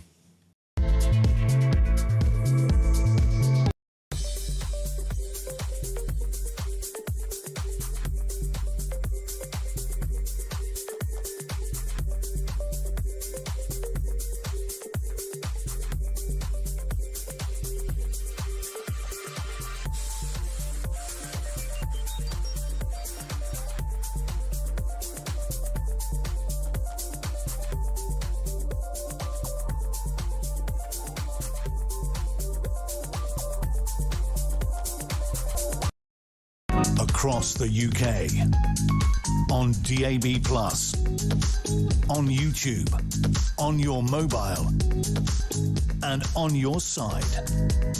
This is Talk. You are listening to Talk Breakfast, 7:37. The legendary former Conservative MP Harvey Proctor joins us in a few minutes.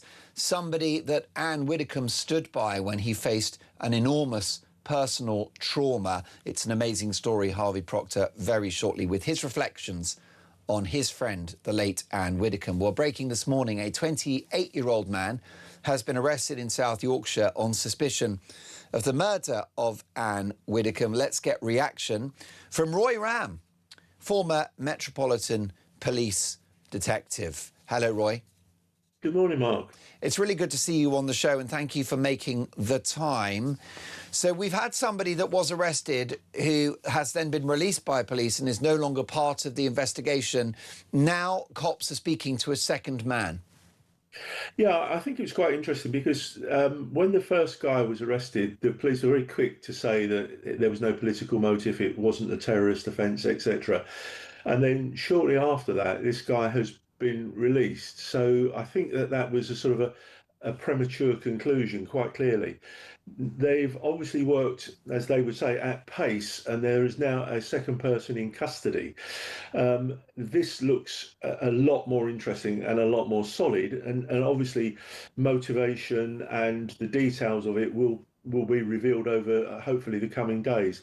I think what the police will be doing now is they will have conducted a very detailed forensic search of Ann Widdecombe's home, of all the circumstances of her murder, and they will now be looking to see if there is correlating material at this suspect's home or in a vehicle that is used, which will tie him to the scene.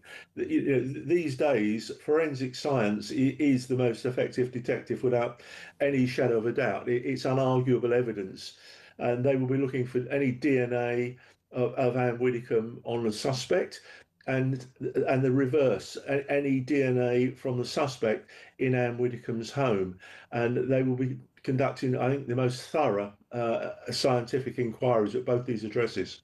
And you've suggested, Roy, based upon your capacious experience in law enforcement, that perhaps the statement from the police, the messaging that this was not a terror-related incident or politically motivated, was premature. Do you think that the possibility that this might have been a targeted attack must remain on the table? Yeah, absolutely. I mean, having said what they said about the attack, and then to have released the man that they had in custody, it doesn't hang together properly. So they've now got a different suspect. Well, if they're going to come back and say, yes, it's not political or it's not terror motivated, fine. But it's a different person. It's a different set of circumstances to those which the Assistant Chief Constable spoke of initially. So I think that at this moment it's way too early to rule anything out. And is it possible for officers to quickly rule out a botched burglary, Roy? Does it take long for cops to, inspect a property and think, well, look, here are a lot of untouched valuables, therefore this was likely not a burglary? How might they form a view on that? Well, okay, so they can look at the address. They can say, what's there. Excuse me. What would a normal burglar, the usual burglary, reveal? Small electrical goods, cash, jewellery, etc. Yeah, you can look at all of that. But even that, you can't be absolutely certain because you don't know what may have happened to have perhaps interrupted that burglary, or Miss Widdecombe could have come home in the midst of it. There are too many variables at the early stage of an investigation to rule anything out. I think that unless there are some extraordinary circumstances, like, I don't know, written notes or graffiti or whatever, that gives you a very clear steer. In the early stage of an investigation, it's accumulate the information, look for the evidence, be as cautious and as careful as possible, and then reflect on it. Don't jump to a conclusion. Most definitely. Does the secluded nature of this property present its own challenges, Roy? Yeah, I think it does. I mean, any crime, police officers are always looking for witnesses. The first thing you go to any kind of scene, it's, did anybody see what happened? It is, interestingly, one of the first shouts that young police officers are told, did anybody see what happened? Well, if you're in the middle of the countryside, the likelihood of witnesses reduces. Also, CCTV is a major tool in any investigation that might not be available. So that presents its difficulties. It also raises questions about how Miss Widdecombe's address arrived as a target for whatever kind of crime it is. So you don't come off the beaten track, as it were, and go to a remote location like this. It's pretty unusual. Indeed, and sometimes there might be an important clue, such as a car, and it's being reported by the Telegraph, Roy, that a dark Volkswagen Golf Mark II had reportedly been left in an unusual position near Ann's home. That's the sort of thing that the cops will be looking at. Yes, they will. And if they've got a witness that says, I saw this car, it's a Golf Mark II. So, I mean, that in itself is interesting, that the person who saw that car recognised it as a Mark II Golf. That means that they probably know something about motor vehicles and maybe petrol heads, and they can give them a better description than somebody who says, oh, it was a small black car or whatever. But once they find that car, they will want to literally take it apart, have every seat out, going down the cracks in the vehicle, find any connection between that car and the murder of Miss Widdecombe. When you start to look at forensic science, you're looking at something called the principle of exchange. And without being too boringly scientific about it, but you're looking for that tiny blood spot that may have transferred from a murderer's clothing to seating. So, somebody could be involved in the crime, they could destroy their clothing, but without knowing that they would have transferred blood or a hair, some tiny fragment of forensic evidence that might remain in that vehicle that can be the absolute key to solving the crime and providing really, really strong evidence for a prosecution. Now, of course, the police arrested one individual who is now a free man and not part of the investigation. Somebody else is under arrest. We don't know how that's going to play out. Is there a worry and a concern, Roy, that this crime might remain unsolved? Look, I think there'll be enormous pressure on the police to solve this crime. I mean, actually, the cops are pretty good at solving murders generally. If you look at the clear-up rate on murders, it's pretty high. In these particular circumstances, where you've got somebody like Miss Widdecombe, who was a very highly regarded public figure, whatever the politics are, this was a conviction politician of enormous integrity who. Yes. Kind of exposed herself to the public through Strictly Come Dancing and all sorts. She's held in public affection. So I think that there will be an enormous amount of effort being put into solving her crime. I think it's very unlikely that the police will not solve this crime, I think that we will see a resolution fairly quickly. And do you think that, for example, the remarks by the Reform UK leader Nigel Farage that this looks to have been premeditated are unhelpful, or is he entitled to his view? No, he's entitled to his view. I think that there is inevitably going to be speculation about this. I think that you could argue that his remarks are based on the analysis of the circumstances, because it is a remote location. She is a public figure. What led the person there? You could argue that initially there is evidence of a planned attack, but I wait and see. Most definitely. Roy, a great honour to have you on the show. It's always brilliant when we can receive your insight and your considered judgment, given your amazing experience as a top-level retired detective. Roy Ram there, former Met police officer and detective. Roy, we'll catch up soon. Thank you for that. Next up, we're going to hear from a woman that... sorry, forgive me, let me put my teeth back in. We're going to hear from a retired Conservative politician who was very close to Ann Widdecombe because she stood by him during a personal crisis. It's an amazing story, and that's next.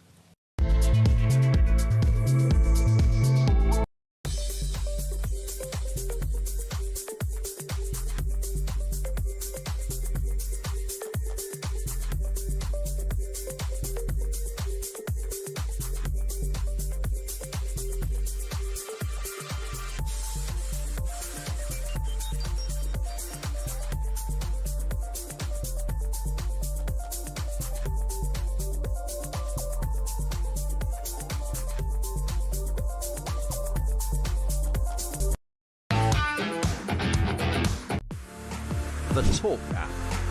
You can watch, catch up and listen to all your favourite shows and podcasts anytime, anywhere, all on the Talk app. Watching and listening to Talk just got easier. There's now only one place for the home of common sense.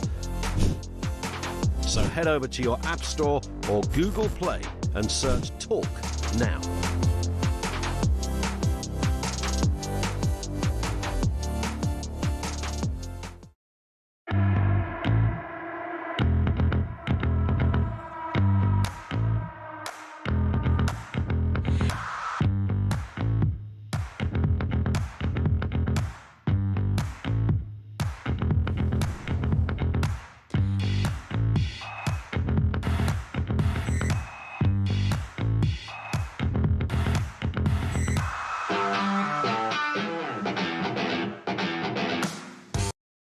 Across the UK, on DAB+, on YouTube, on your mobile, and on your side.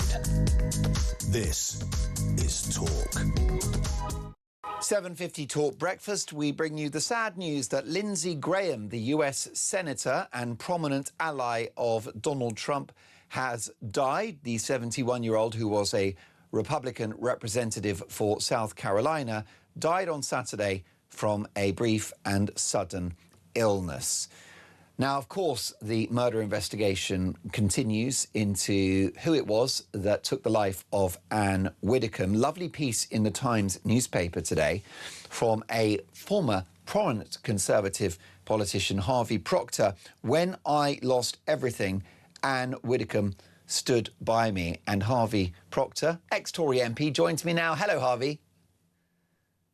Good morning to you, and good morning to your viewers and listeners. It's wonderful to have you on the show, Harvey. You were subjected to the most awful treatment in regard to an unfounded story about your personal life. Do you care to tell us what happened? I think you're referring of 2015, when the Metropolitan Police launched Operation Midland and falsely believed someone who had alleged that there had been a Westminster paedophile ring. I was regarded to have been a child abuser and to have murdered 3 children. all of which was complete nonsense. The police called it credible and true, and none of it was credible or true. And the person who made the allegations was prosecuted for perverting the course of justice and found guilty on quite a number of offences and was sentenced to serve 18 years in prison. Because of early release, he served just over 7 years and is now free. But during Operation Midland, Ann Widdecombe befriended me and supported me when very few people did. So I'm eternally grateful to her for her personal support, both publicly and privately. And Harvey, what you went through was horrendous. It was egregious. It was wrong. It's a credit to you that you managed to get through that period of your life and to face those lies and that horrible injustice. What did it say about Ann's character that she was so supportive and so loyal? Well, everyone knows her for being a great parliamentarian and for having staunch political views, particularly with regard to homosexuality. We didn't agree on everything, and certainly not on some of her views on civil partnerships and homosexual reform. Yeah. But she laid all of those views aside because she realized there was something better than hysteria, and that is justice. So she campaigned and was very supportive of me. It seems to have demonstrated also, Harvey, that she was independent-minded and courageous, which to a degree she needed to be when she was going to stand by you amid these allegations. Oh, yes. She was determined and was very centred on her views. And once she'd taken a decision, she wasn't going to let anybody else push her off those views. And Harvey, what were your emotions when the shocking headlines arrived about her passing? Well, first of all, sadness at her death, horror at the manner of her death. And the two have now merged together. So the sooner the police arrest the right man, the perpetrator of this horrendous crime, the better. The sooner he is or she is prosecuted, the better. I'm not going to make any comments on the present developments. Of course. It would be wrong for me or anybody else to do so. But whoever did this horrendous deed needs to be in prison. Most definitely. Harvey, we know about Ann Widdecombe, the former politician, Ann Widdecombe, the broadcaster, Ann Widdecombe, the ballroom dancer. Can you tell us, Harvey, about Ann Widdecombe, the person? Well, I think in her personal dealings, she was very gentle and understanding, which might fly in the face of her persona when she was making a public speech or on television or radio. To me, she was very supportive in a personal way, and that is what I will remember about her, as well as all the other good things that other people have said about her. A wonderful woman. And Harvey, it's wonderful to have you on the show because you've been to hell and back, and what happened to you was just so wrong and so disgraceful. Has it left you with lasting scars? I'm afraid it has. So I am prepared to talk about it mainly now to make sure that other people are not falsely accused in the way that I was. So I'm now president of FACT, an organisation supporting the falsely accused, and did attend meetings and rallies concerning the falsely accused. But you probably note, or your viewers might note, I find it difficult to talk about it. Yes. All these years later, because the impact was so great.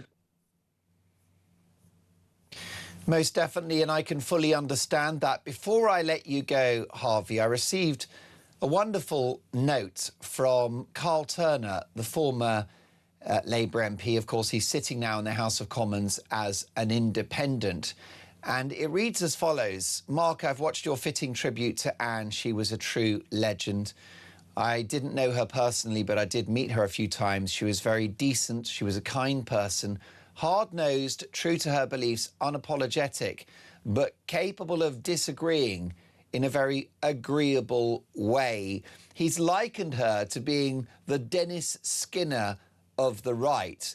And he's gone on to say, Harvey, politics is very much a more dishonest space now she's gone. Is he right?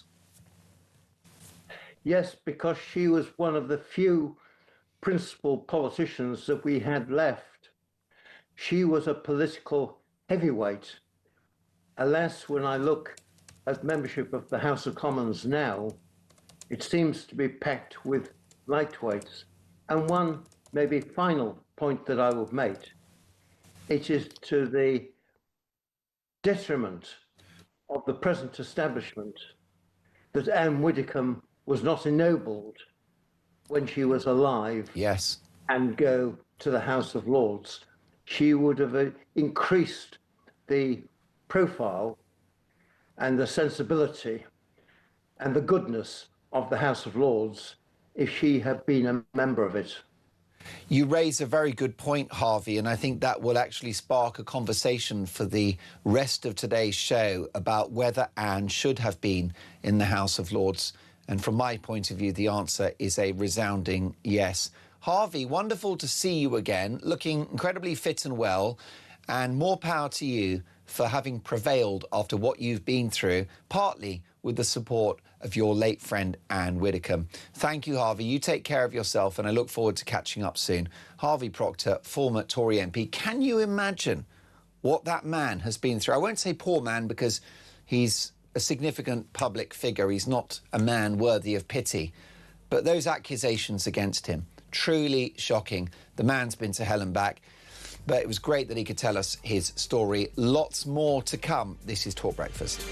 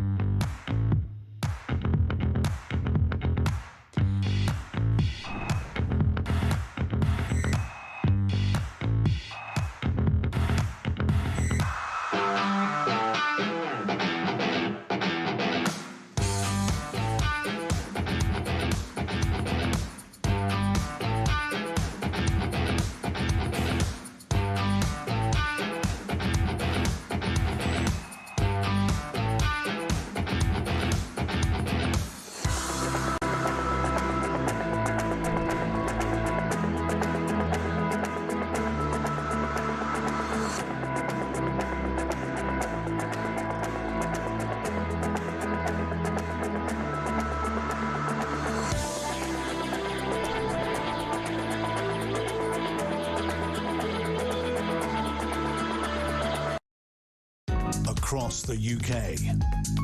On DAB+, on YouTube, on your mobile, and on your side. This is Talk.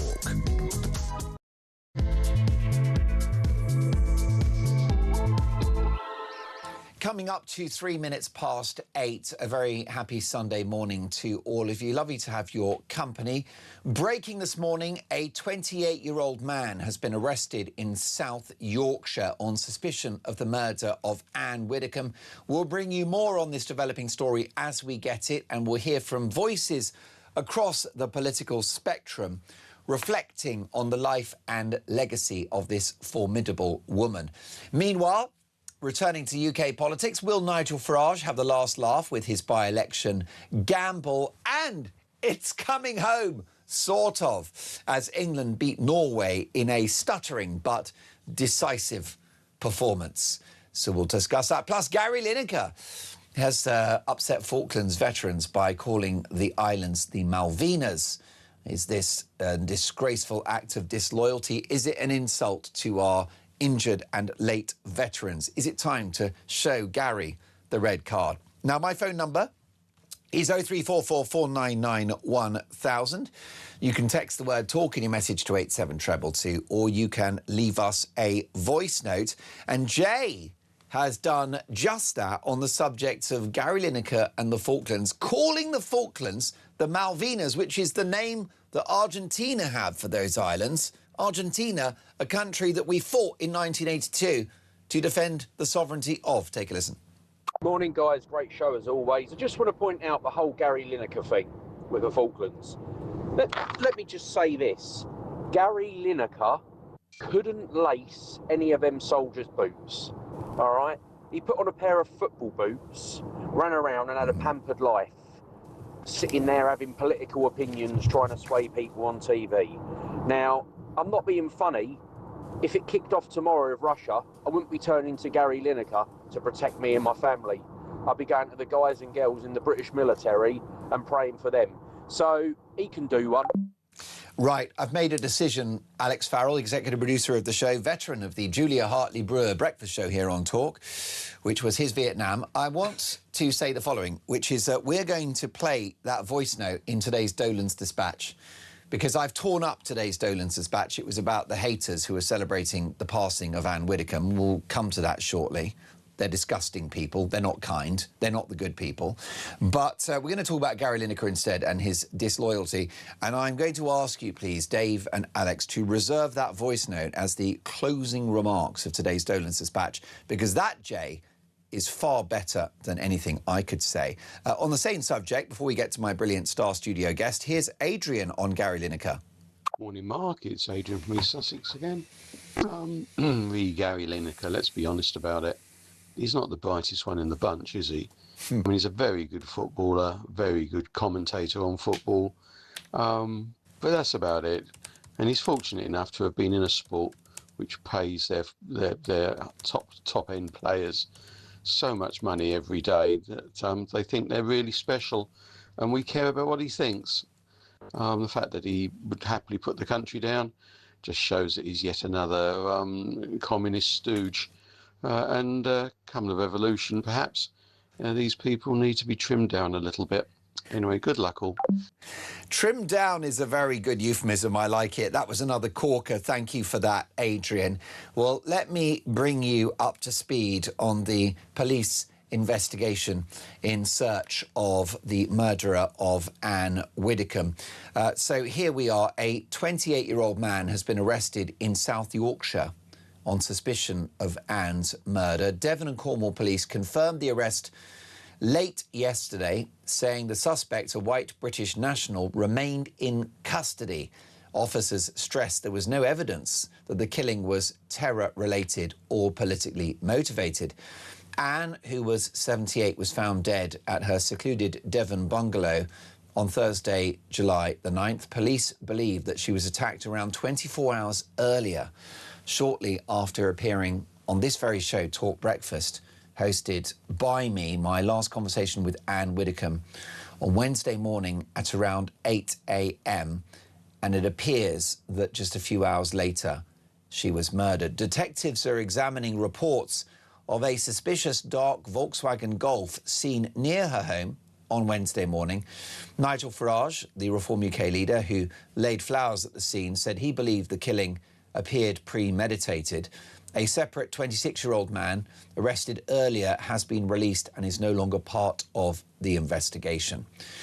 Well, let's get reaction now to this developing story in the company of a very good friend of mine, Peter Barnes, political strategist, another very important member of the Talk family. Good morning, Peter. Good morning, Mark. How are you doing? I'm very well. Good to see you. We're still reeling from this, and we were briefly on air together for Alex's show yesterday.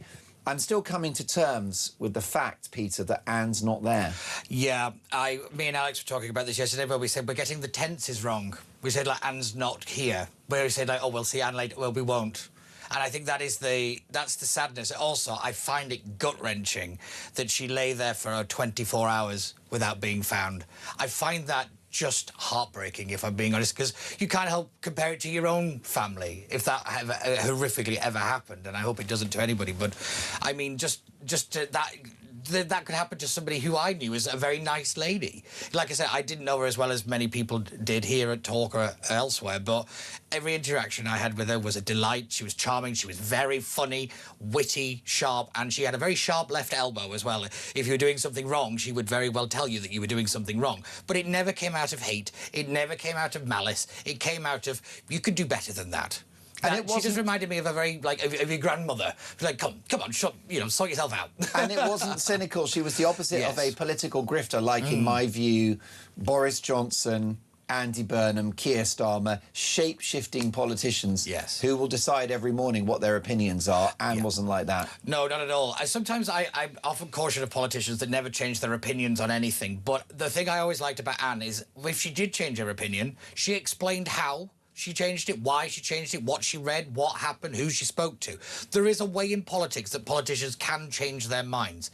Unlike Anne, what most people do is they just deny their other opinion, as though the internet doesn't exist and we can look up what they said. Anne was very honest with the public and said, you know, I thought this, then this happened, now I think this. I think she was much more upfront with the public. She had more faith in the public. I think that's also the key factor. She believed the public would understand what she was saying. She didn't care about how it came across. She trusted the British public, not the media, not the chattering classes, to actually listen to what she was saying. And I think that's the key bit about Ann Widdecombe.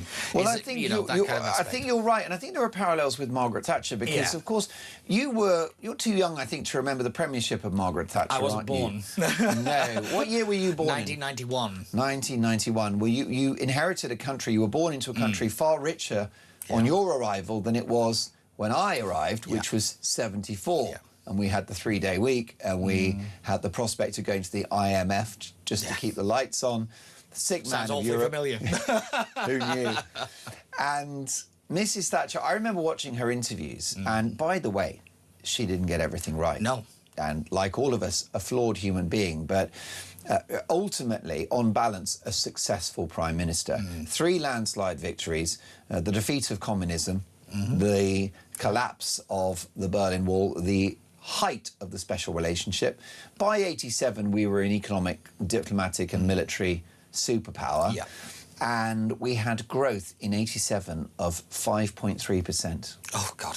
We could only dream of getting above 1. And then 88 was bad because it was 5.1. Oh, could you imagine? Oh, the horror of it. Can you imagine? The indignity. But I obviously, you know, there are huge swathes of the North that detest Margaret Thatcher. There's a big concern about the treatment of those post-mining communities, although I would argue that's a more complex issue. I would agree, and on that issue, I would throw Ann Widdecombe into this situation as well. They may not have liked the politics, but they respected the individual because they stuck to what they said. I come from, obviously, most people know I'm from Makerfield, and that's a place where most people will say, can't stand Margaret Thatcher, but she's still consistently voted as one of the nation's favourite prime ministers because they stuck to principle, and they explained principle, and they understood if you are honest with the public will give you the benefit of the doubt. They will give you the leeway. If you skirt around the truth, that's a problem. Before I bring Ellie Hodges in, I want to say that exactly, and the reason why I got to Thatcher is because she was very good in interviews, just like Anne. And the reason why, it's the kind of Mark Twain joke, which is if you're going to lie, the problem with lying is you have to have a great memory. Yes, right? yeah. So Mrs. Thatcher, Ann Widdecombe, there are one or two other characters out there. There's no narrative. There's nothing constructed like a position or a line that you've got to stick to. So Mrs. Thatcher, for her sins, and maybe she was right, maybe she was wrong, but she was very comfortable being interrogated. Yeah, it's the fact they welcomed it often. I think that's the big difference between politicians then and now, is this lot run away from the word accountability. Margaret Thatcher, you throw it at me, I've got my answers. You might not agree with my answers, but I've got them ready to go. They were prepared. They knew they knew the game, but more importantly, they controlled the game. They understood how to actually talk to the public, how to play the media, how to do all of this stuff. We have got rank amateur children running around our politics at the moment. Most people can't even name their member of parliament. But now, how many people still remember Ann Widdecombe? They may not have been her MP, but they still know who she was. And interviews were easy for Ann. Yeah. Because she just said what she thought, which, I will be honest, saves a lot of time and energy. It must be exhausting having to spin and spin and spin. It must be exhausting. Well, you've nailed it, because look how exhausted Keir Starmer is. Yes. And whenever he's interviewed, rabbit in the headlights. Oh, because he doesn't say what he thinks. He's trying to think what I need to say, which is very different. I always thought, if you looked at his comments about Ann Widdecombe, just before, I think, when the murder investigation was announced, he looked like a rabbit in the headlights, because he was like, how do I say this? Because my base is going to go mental if I start praising Ann Widdecombe. But if I don't offer her the respect that she rightly deserves, then I'm going to look like a monster to the other side. He is trying to play both sides of the room because he doesn't have a principle. That's why they keep failing. Anne had them, Margaret Thatcher had them, many people on the left have them. But they are honest and they're open with the public. And I can't think of a single one right now in the government who is honest with the public. And it's very interesting, actually, because people on the left, like you've said, didn't agree with Margaret Thatcher, but respected her. And people on the left didn't agree with Ann Widdecombe, but respected her. I'm delighted to say someone that I respect is Ellie Hodges, who's a fantastic broadcaster, political commentator. Hi, Ellie. Hi, good morning. Lovely to see you. Thank you for joining us. You are live with Peter Barnes. Ellie, we haven't spoken since the appalling murder of Ann Widdecombe. What did you make of this horrific story when you first heard about it? Just completely heartbroken, because, I mean, when it first came out and it was just saying that she's passed away, I was already really upset just by that, because she's such a national treasure. And then it came out, all of the information that she might have been murdered. And I mean, I can't even describe how I felt, because all I was thinking was, please God, don't let this be true. And it now is. And I'm just really, really upset about it, actually. And I think that when you think about Ann Widdecombe, she was just a complete national treasure. I think she was someone who's fearless, she was strong in her convictions. And I think the main thing that I admire about her was she was just unapologetically really passionate about what she believed in. And she was also just such a hard worker. And she threw herself into literally everything, from Strictly Come Dancing to Big Brother, whatever it was, she was always up for it. And she was someone that always wanted to learn and try new things. And I think you can really tell that just from her kind of her public persona and everything that she would do. And I think that she's someone that everyone can take a look at and think, wow, what an individual, what's someone that I can, take things out of her and think, okay, this is someone that she's really strong on this, she's really strong in her convictions. You don't have to agree with everything that she says. But I think the fact that she was so passionate is something that a lot of people need to kind of take that on board, because I think especially in today's society, people are less passionate about all things, not just about politics, whatever it is. And I think that she was someone who threw herself into everything. She was passionate, she was strong, she was fearless, she stood by everything that she believed in. And I think that we've seen over the last few days all of the tributes that have come in, even just from people that on Twitter, just scrolling through, saying, I did an internship with the Tory party 30 years ago and you were there, and you were the only one who made an effort to speak to me. That kind of stuff, which I think really shows the kind of person that Anne was. And she went out of her way to talk to people and to make sure that they felt comfortable. And I think that's some of the finest qualities that a person can have. Definitely, Ellie. And she was 78 years of age, but enjoyed great engagement with people of all backgrounds and all ages. There were lots of young people that were big fans of Anne.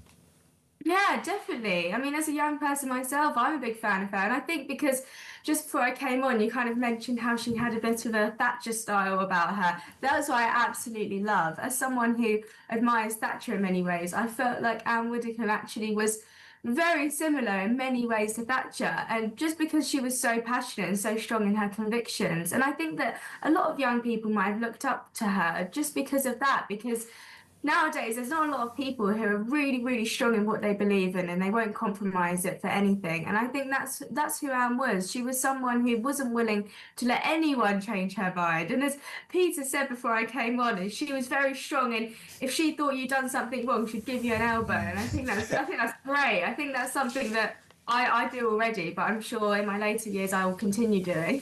Most definitely. Peter, it's difficult, isn't it, to discuss the ongoing police investigation. What we want is to find the culprit and have them locked up and throw away the key. Notwithstanding that, it's worth a conversation, isn't it, about why this may have happened. Yes. And, of course, we can't be conclusive. No. We may never know. But is it reasonable to consider that this may have been politically motivated? Given Anne's political views, links to certain political parties in Reform and the Conservatives, it is not out of the bounds of possibility.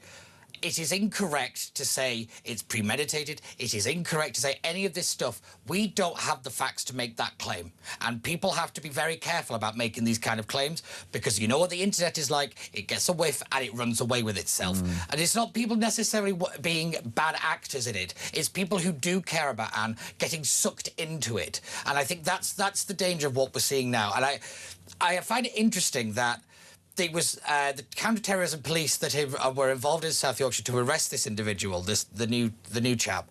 But the police have then said that it's not counter-terrorism, it's not terrorism-related or politically motivated. Why was that force used in that manner? The problem of the police at the moment, and they've had this problem, I think, for a long time, is they don't tell the public what they're doing. And because they don't tell people, people fill in the gaps. Naturally, nature abhors a vacuum, politics hates it even more. Best example, Southport. Southport is a prime example, and I look at the train stabbing incident. Cambridgeshire. Me and you were on actually the day after that happened. Yeah. And we were all talking about it could be this, it could be that. But the reason we were able to do that is because the police had not been honest, upfront and detailed enough to look like the people in charge. The more information you give to the public, it's not just putting down rumours. You look like the authority in the room. You look like you know what you're doing. That calms tensions, and that puts bad actors to bed, because they can't operate in an area where there is that much official information. And I spoke to Roy Ram earlier, who's a former retired Metropolitan Police detective. Yeah. And interestingly, Peter, he was concerned about the messaging from the police on this one, because he said that they'd arrested the previous person and had ruled out terror links or a political motivation. Yeah. Roy Ram's argument is that was the police's position, but now they've got a different suspect. So are we still ruling out terror? Are we still ruling out politics? So the word he used, Peter, was that they'd made that call prematurely. I do agree with. I think there was too much kind of, we need to look like we are in charge, so let's just say it's not this and it's this. Manage the story. That's not their job. That's not their job. It is their job to keep making sure the facts are in the public purview, but it's not their job to manage the media. What their job is to investigate Anne's death, find the killer, and then we will find a big hole, we will put them in it, and we'll cover over the hole.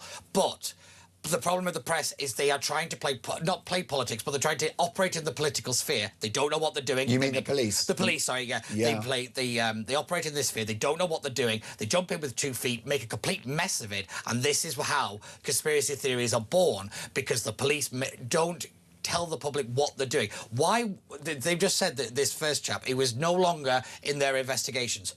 Why? That. All you have to do is fill in the gap as to why. And then that's the end of it. And then we go back to your really, really good question, actually. Well, if it's not terror then, is it terror now? Is it politically motivated? All these kind of questions. And the more that they leave the vacuum, it will be filled with people, like I said, not necessarily being bad actors, but people being sucked into the conspiracies, or they'll see it on X or Facebook or whatever, and they'll just repeat it and repeat it and repeat it. And that's how investigations get tainted. That's how bad things continue to happen, because we need to have a very clear line for the police and for the courts and the CPS, so that when this guy is found, we find that hole, we put them in it, and we do the respect for Anne that she deserves. Yes, what do you think about this, Ellie? How do you think the police should handle this suggestion, this concern, this line of inquiry that it may have been politically motivated?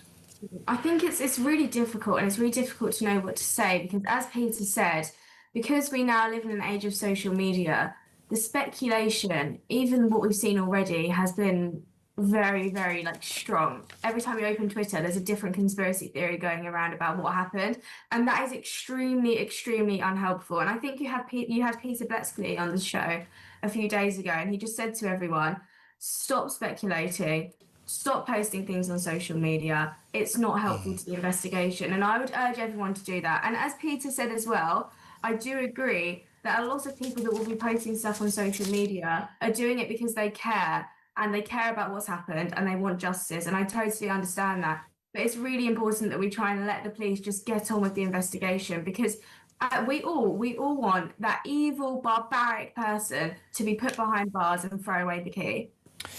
Is Gary Lineker a national traitor? 8:23, this is Talk Breakfast.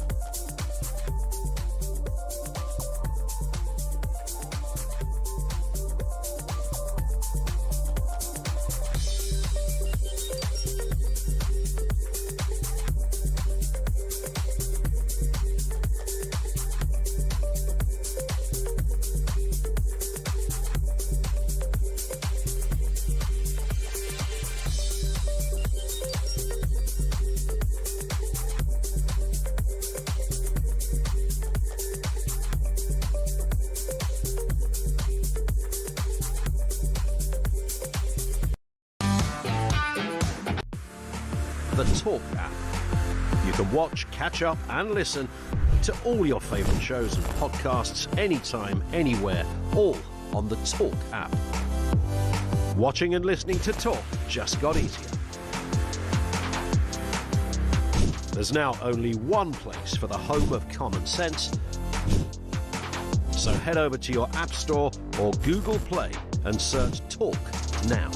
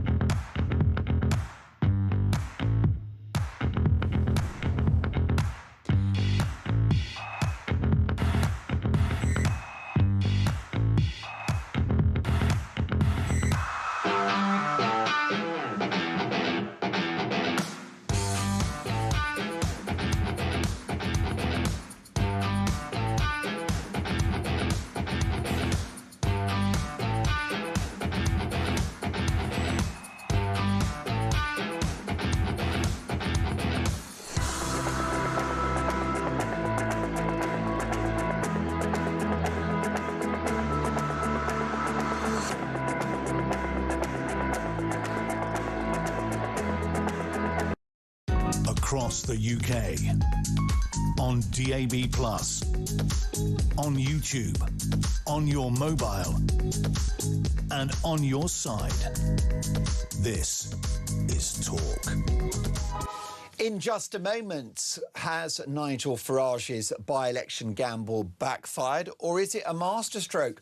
Will Nige have the last laugh? I'll be asking Peter Barnes and Helly Ellie Hodges, my brilliant broadcasting colleagues this morning, top political commentators. But first, can we deal with Gary Lineker, who in a podcast has referred to the Falkland Islands as the Malvinas. Peter, can you explain why this is so controversial? Yes, so basically the Malvinas is the name given to the Falkland Islands, who we went to war with in the 1980s. My thing about this, I go back to that brilliant voice message that you got earlier saying how, you know, from Jay, if we're going to go to a war, I'd run to the army. I completely agree.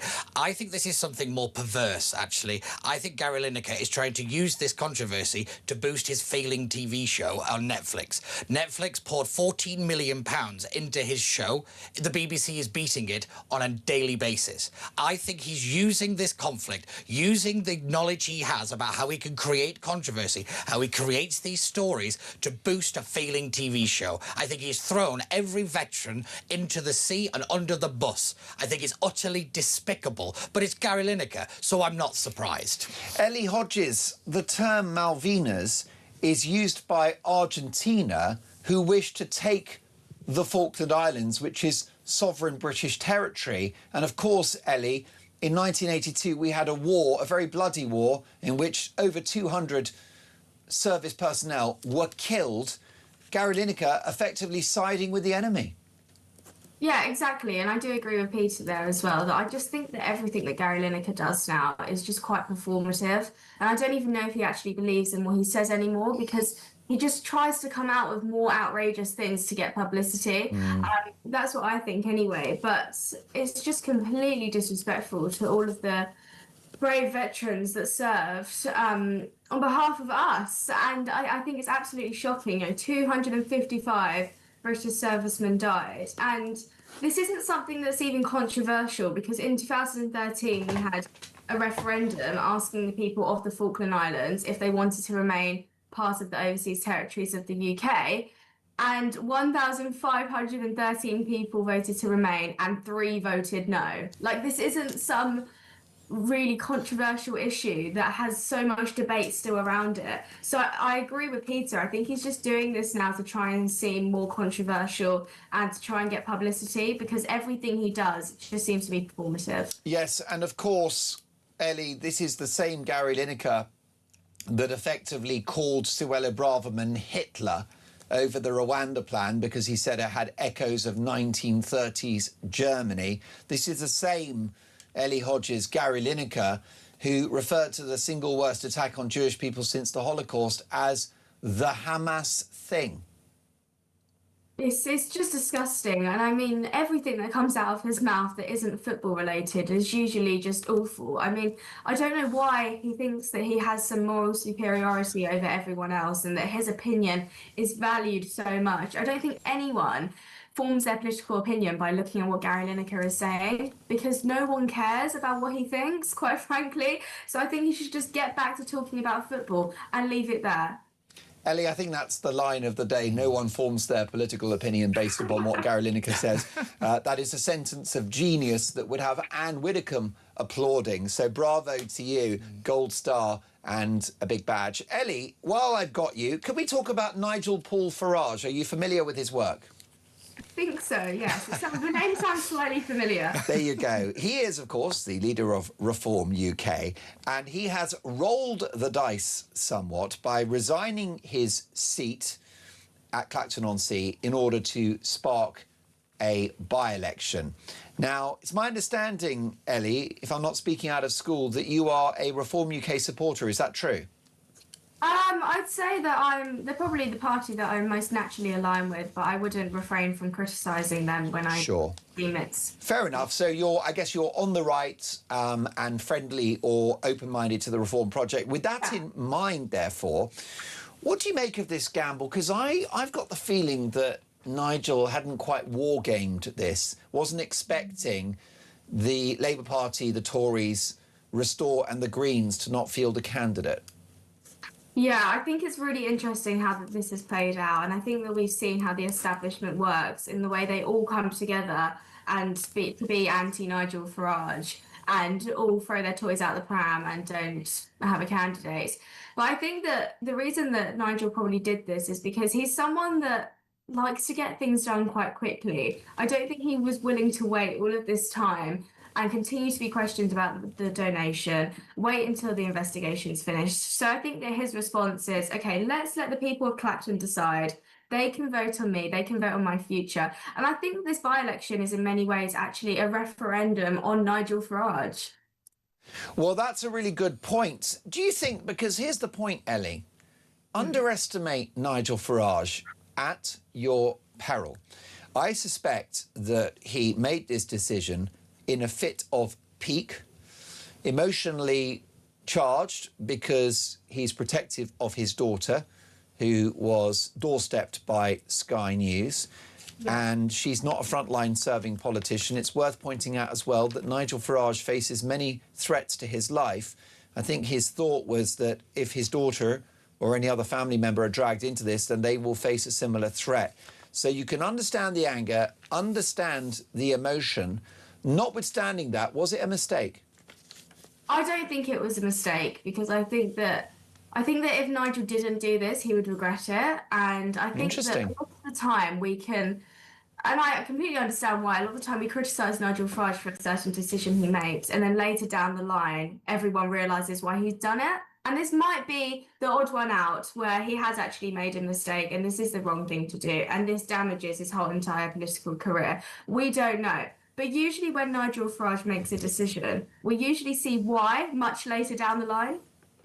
Well, that's a really interesting point. So, Peter, you are an articulate sceptic about the reform project. Kindly. You don't hate Nigel Farage. No. You don't hate reform. You agree with a chunk of their ideas. You're a bit worried about execution and potential delivery in office.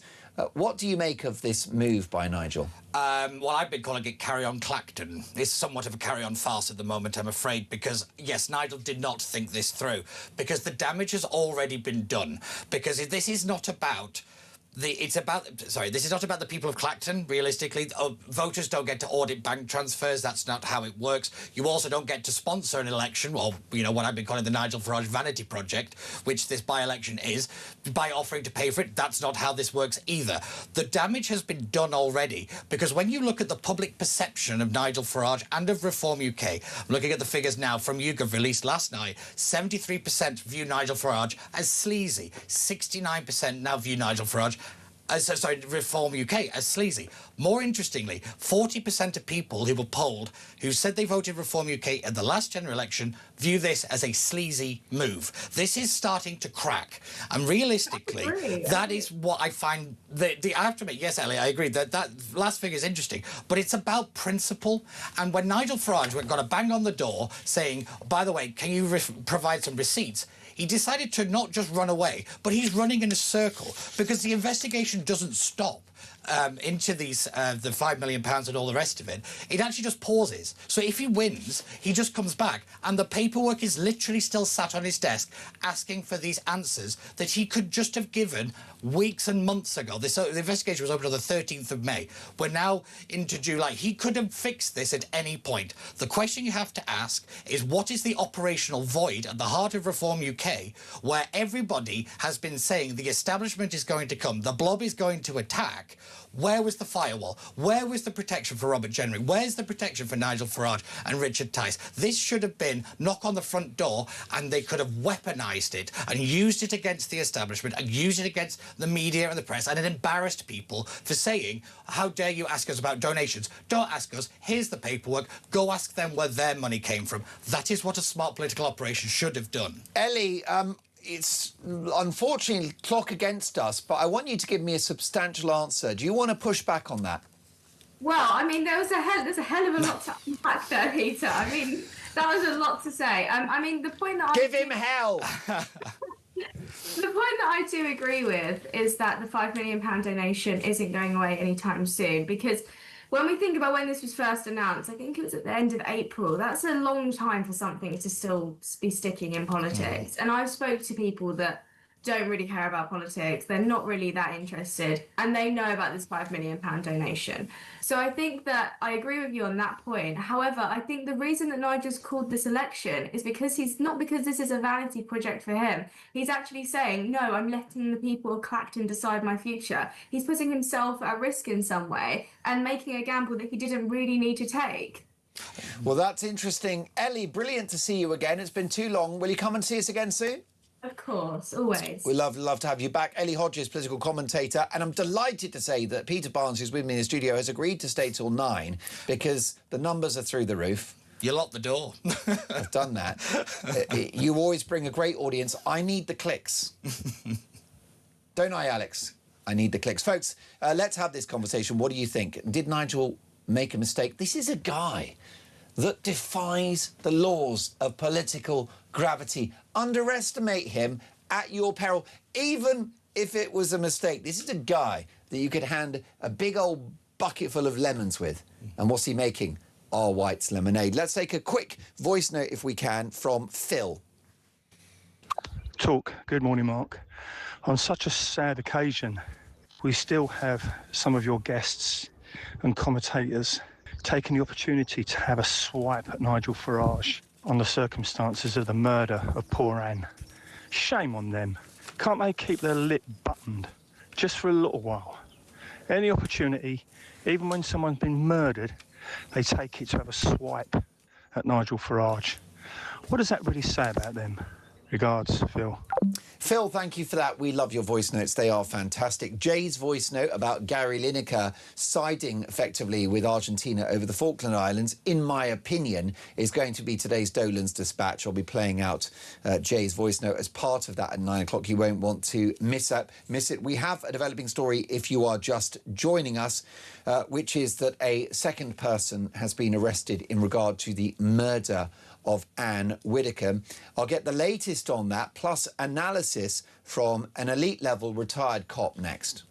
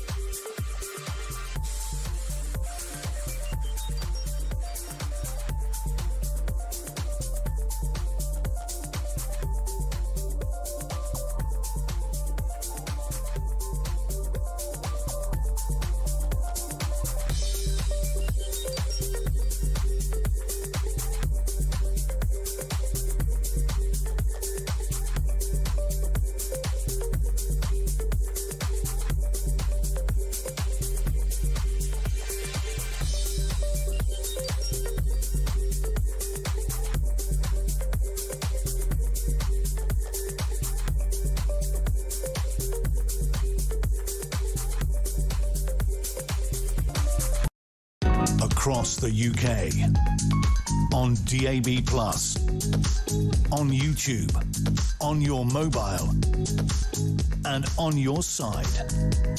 This is Talk.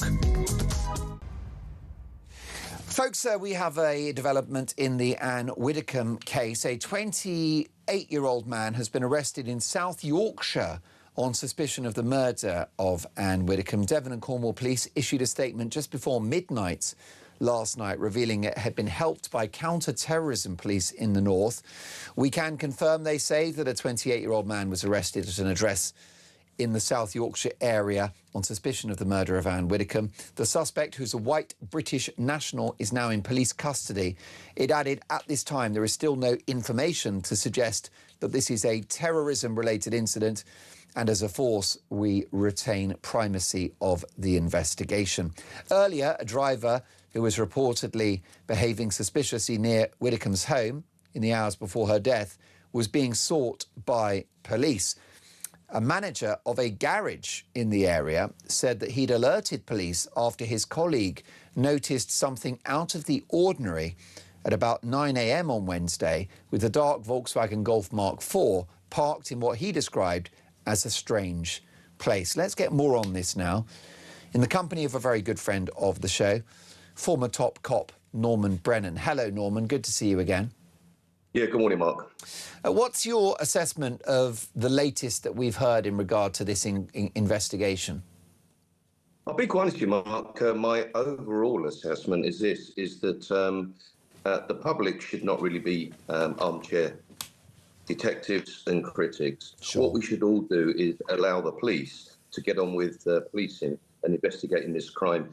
I mean, like many of the officers, I too was highly trained as a detective. I worked on major incidents where dozens of people were tragically killed. And what we didn't have back then was a huge amount of interference by some sections of the public and also the media. So in relation to a homicide, which I can tell you about because it's something I've been an expertise on for almost 4 decades, is that about 70% of all homicides are committed by someone known to or the family or the victim. And also there are stranger attacks. Now, in this particular case, the police will know a lot more than any of us. They will have the CCTV that have done their local inquiries. They would have forensics, and also they will have a doctor's report along with dozens of statements that officers have gone out and actually dealt with. So whilst the public have been demanded to know the colour of a suspect, I mean, Mark, when did that ever become relevant? A suspect is a suspect. Yes. The police will tell you and me the name of the individual and the area they live when they are charged. You cannot keep demanding of the police the colour of a suspect. And this is where policing can be distracted. But thankfully, Devon and Cornwall have cracked on with what they're doing. Behind the scenes, it's a bit like a duck on the water. Whilst you think it's just breezing along the lake, the legs below are doing all the work. Now, it's clear that they had an idea of who committed this crime at a very early stage. And as a result of that, we've had 2 arrests within 72 hours. One was a suspect that had to be interviewed, arrested, and then he was quickly eliminated. And often, Mark, what happens is the police have to arrest 1 or 2 individuals to get nearer sometimes to the suspect that truly was responsible for the crime in the first place. Peter Barnes, your reaction to what Norman has had to say? I completely agree with Norman. The problem is, I think, is when it comes to the communication to, I made this point again, it's the communication to the public. I think because there is the gap, because of social media, because of the media hype around certain cases, I don't think the police can really just drip feed information as slowly as they are. I don't agree that the race of stuff isn't necessarily relevant. I think what people are highlighting is that the kind of inconsistencies in messaging, I think that's what people are more annoyed about and more concerned about, is that it does seem to be how quickly the police were able to say a white a white national or whatever was wanted by the police in some cases, and then in others we don't find out certain things. It is the kind of, on some cases we get some information, on others we don't get as much, and I think yet again it's because the police aren't explaining it to the public. I think that's the bigger problem. Yes, I agree that people should butt out of it 100%, but unfortunately that's not the world we live in, and the police kind of have to kind of kick into that factor, I'm afraid. Yes, Well, what do you think about that, Norman? Hang on a sec, I disagree. Look, let's be honest about it. We have a police service to carry out investigations, to arrest people, interview them and charge them as and when necessary. It's absolutely right that the police, at a very early stage, the same as Nottingham, Liverpool and many other areas where there's been very high-profile murders, the police give as much and as little information as they possibly can, because you cannot divulge certain evidence that you have or inquiries that you are making, because you don't want to obviously put off any person that has actually committed the crime and give them any information. It's right that we tell people the facts of the case, that there is a murder investigation, that the police are actively looking for a suspect or suspects. And the only time the police normally give any detail of a suspect, like CCTV image or a description, is if they are struggling to find out who it is. And I can tell you, I've got best friends of mine that are in charge of homicide investigations in London. And very quickly, they've got a very good idea of a number of suspects. So the last thing they want to do is alert them. And what they can do, and what is right that they should do, is they should tell the public that they are following up a number of inquiries. Bear with us. We will update you as and when we feel it appropriate. In the meantime, stop speculating on social media. Stop spreading lies and fears, which sadly happens too often. Yeah. And it's absolutely irrelevant of the colour of a suspect. I deal with homicide, or I post on homicide, gun and knife crime. every day of the week. Now, many people say, what's the colour? The colour is irrelevant. What is relevant is the murder. And in this particular case, the murder of a very high-profile person called Ann Widdecombe. I've met Ann when I was a serving police officer, and I campaigned for victims, and I think she is a terrific lady. Most definitely. She's honourable. Yeah. She's a Christian. She's just a very decent person. And some of the criticism and some of the pops that people have had on social media just really shows, as your guest has said there, that how social media has changed our perception of dealing with people's thoughts. Social media really should be about dialogue. You engage with people, you talk to them, you share your views. The vile things that are said, I'll be quite honest with you. I mean, I've sometimes thought, I've got about 120,000 followers, and I've built them up because I've got a very good rapport with them. I tell them about the law. I tell them about policing, knife crime, gun crime. I tell the public what the law is in the language they understand. I don't recognise social media anymore. It's vile. It's horrible, it's nasty, it's pernicious. And some people just sit behind their computers. And getting back to the point in question here, and our armchair detectives. Well, the real detectives, Mark, are the police officers, men and women, that are working their socks off night and day to ensure that the murderer or the murderers of Ann Widdecombe are brought to justice, and we should allow them to get on with their job without any interference. Norman, on that we can agree, and you're right about those vile haters, and it's so ironic because the people effectively celebrating the death of Ann Widdecombe call themselves the Be Kind people. They're the good people. And of course they are anything but. Peter Tatchell celebrating the death of Ann Widdecombe.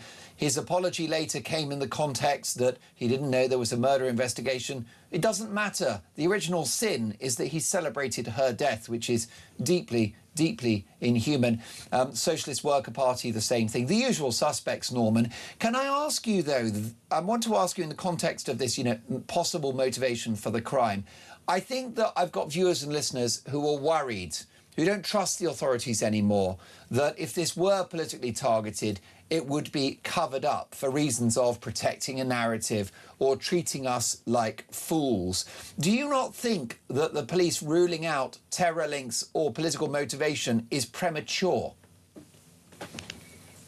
I don't think they've entirely ruled it out. What they've said, Mark, and what they rightly should say, is that at this particular time, we have no evidence to suggest it's terrorist or politically motivated. That, of course, can and may change in the future. Now, when you say that the things are covered up, Mark, I actually speak and have a drink and liaise with the detectives and police officers that the public, or some of the public, accuse of covering things up. Let me tell you this now, it's exceptionally difficult to cover anything up. And please be assured, because I even had a friend of mine that was on the Mark Cousins case, and they worked tirelessly to ensure that Sarah Everard got the justice, the public ensured the police did their job. And I'm really a bit sick and tired at times of the police. They've become cannon fodder, and the Aunt Sallies of society, and the police are the public, and the public are the police. So if the public, or some sections of the public, think that the police are crap, maybe we should look at each other in the public arena and say maybe we're better up our game, because it's from us that the police are actually selected. And I want to take this opportunity to say that I meet many men and women that are detectives and frontline police officers that would give their life to protect the public. They investigate crime the best they possibly can, and their main motives are to protect the public and to take down the bad guys and ensure that they're taken off the streets. And if you don't believe me, well, I'm the one that actually speaks to some of those that some of the public criticise. Norman, thank you so much for joining us on this Sunday morning, sharing your valuable time and insight with us. Norman Brennan, former retired top cop. Lots more to come on this. Do we take a quick voice note? Yeah, let's just have a quick word, if we can, Dave the engineer, from Nick. Morning, Mark. Nick from Mansfield. Pete Barnes just said that the murder of Ann Widdecombe can't be said it was premeditated. I'm afraid he's wrong on that.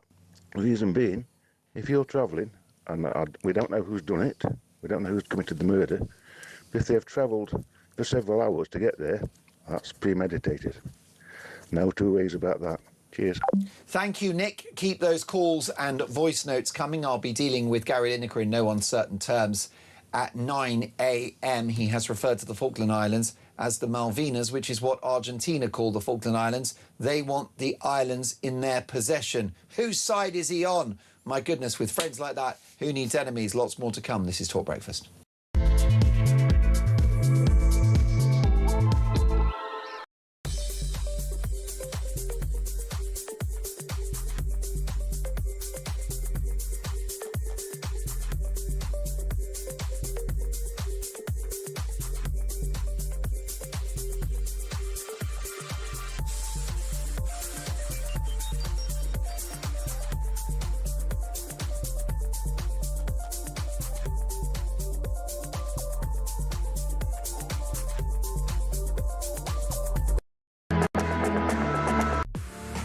The Talk app. You can watch, catch up and listen to all your favourite shows and podcasts anytime, anywhere, all on the Talk app. Watching and listening to Talk just got easier. There's now only one place for the home of common sense. So head over to your App Store or Google Play and search Talk now.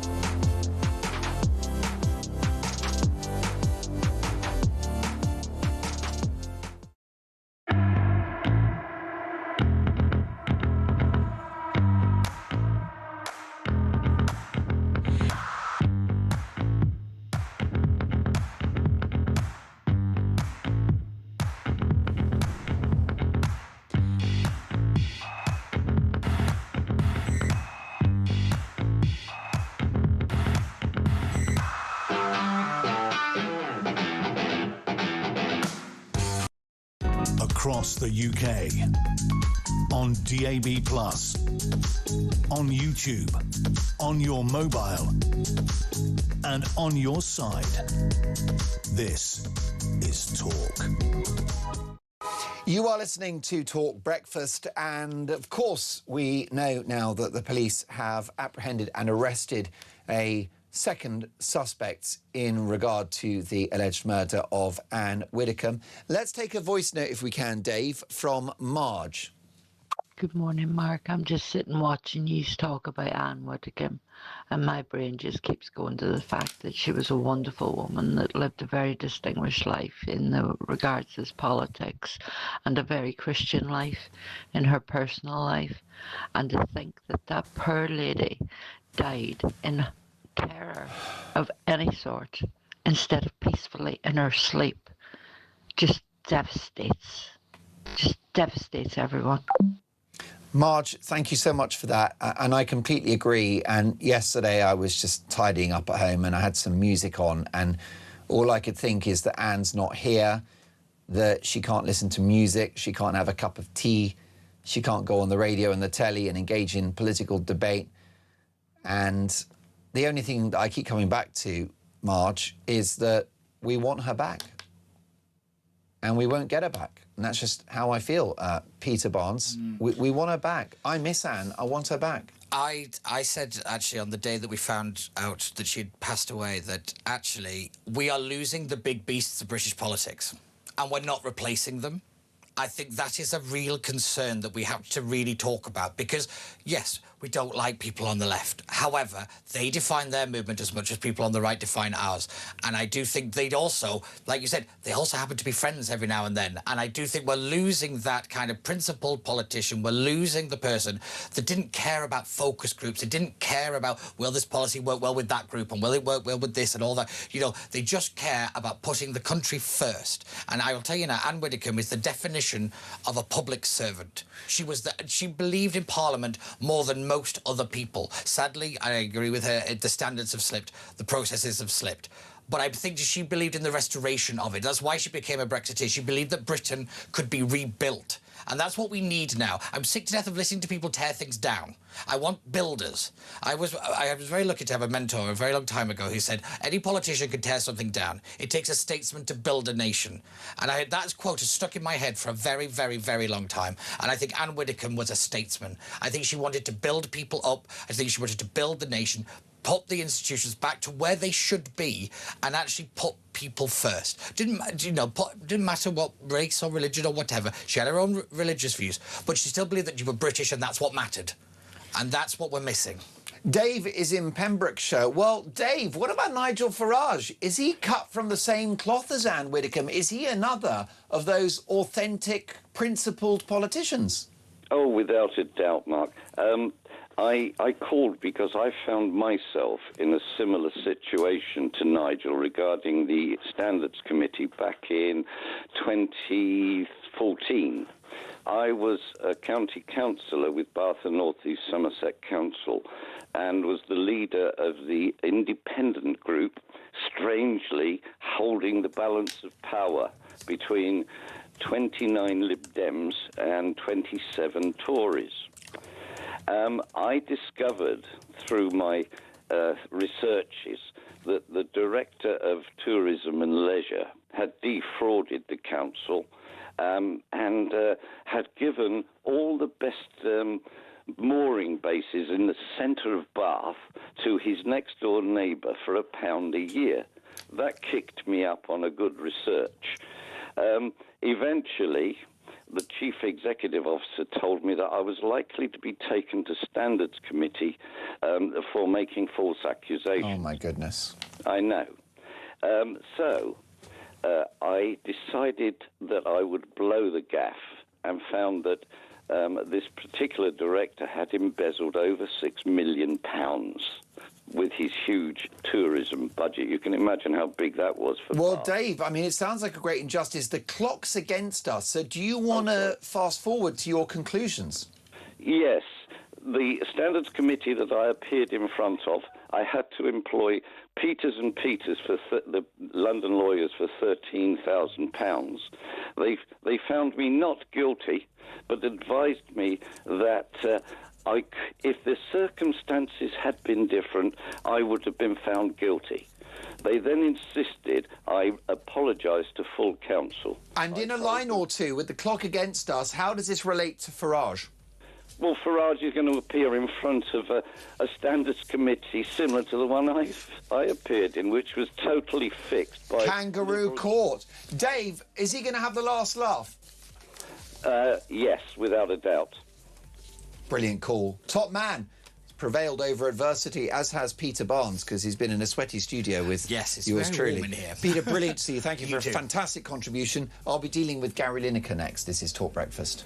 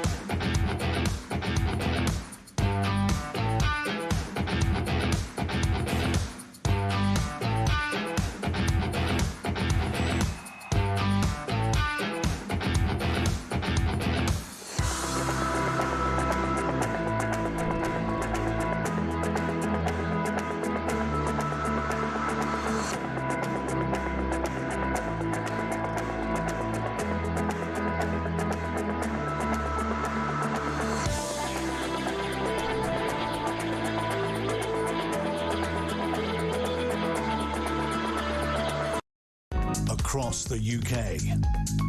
On DAB+, on YouTube, on your mobile, and on your side. This is Talk.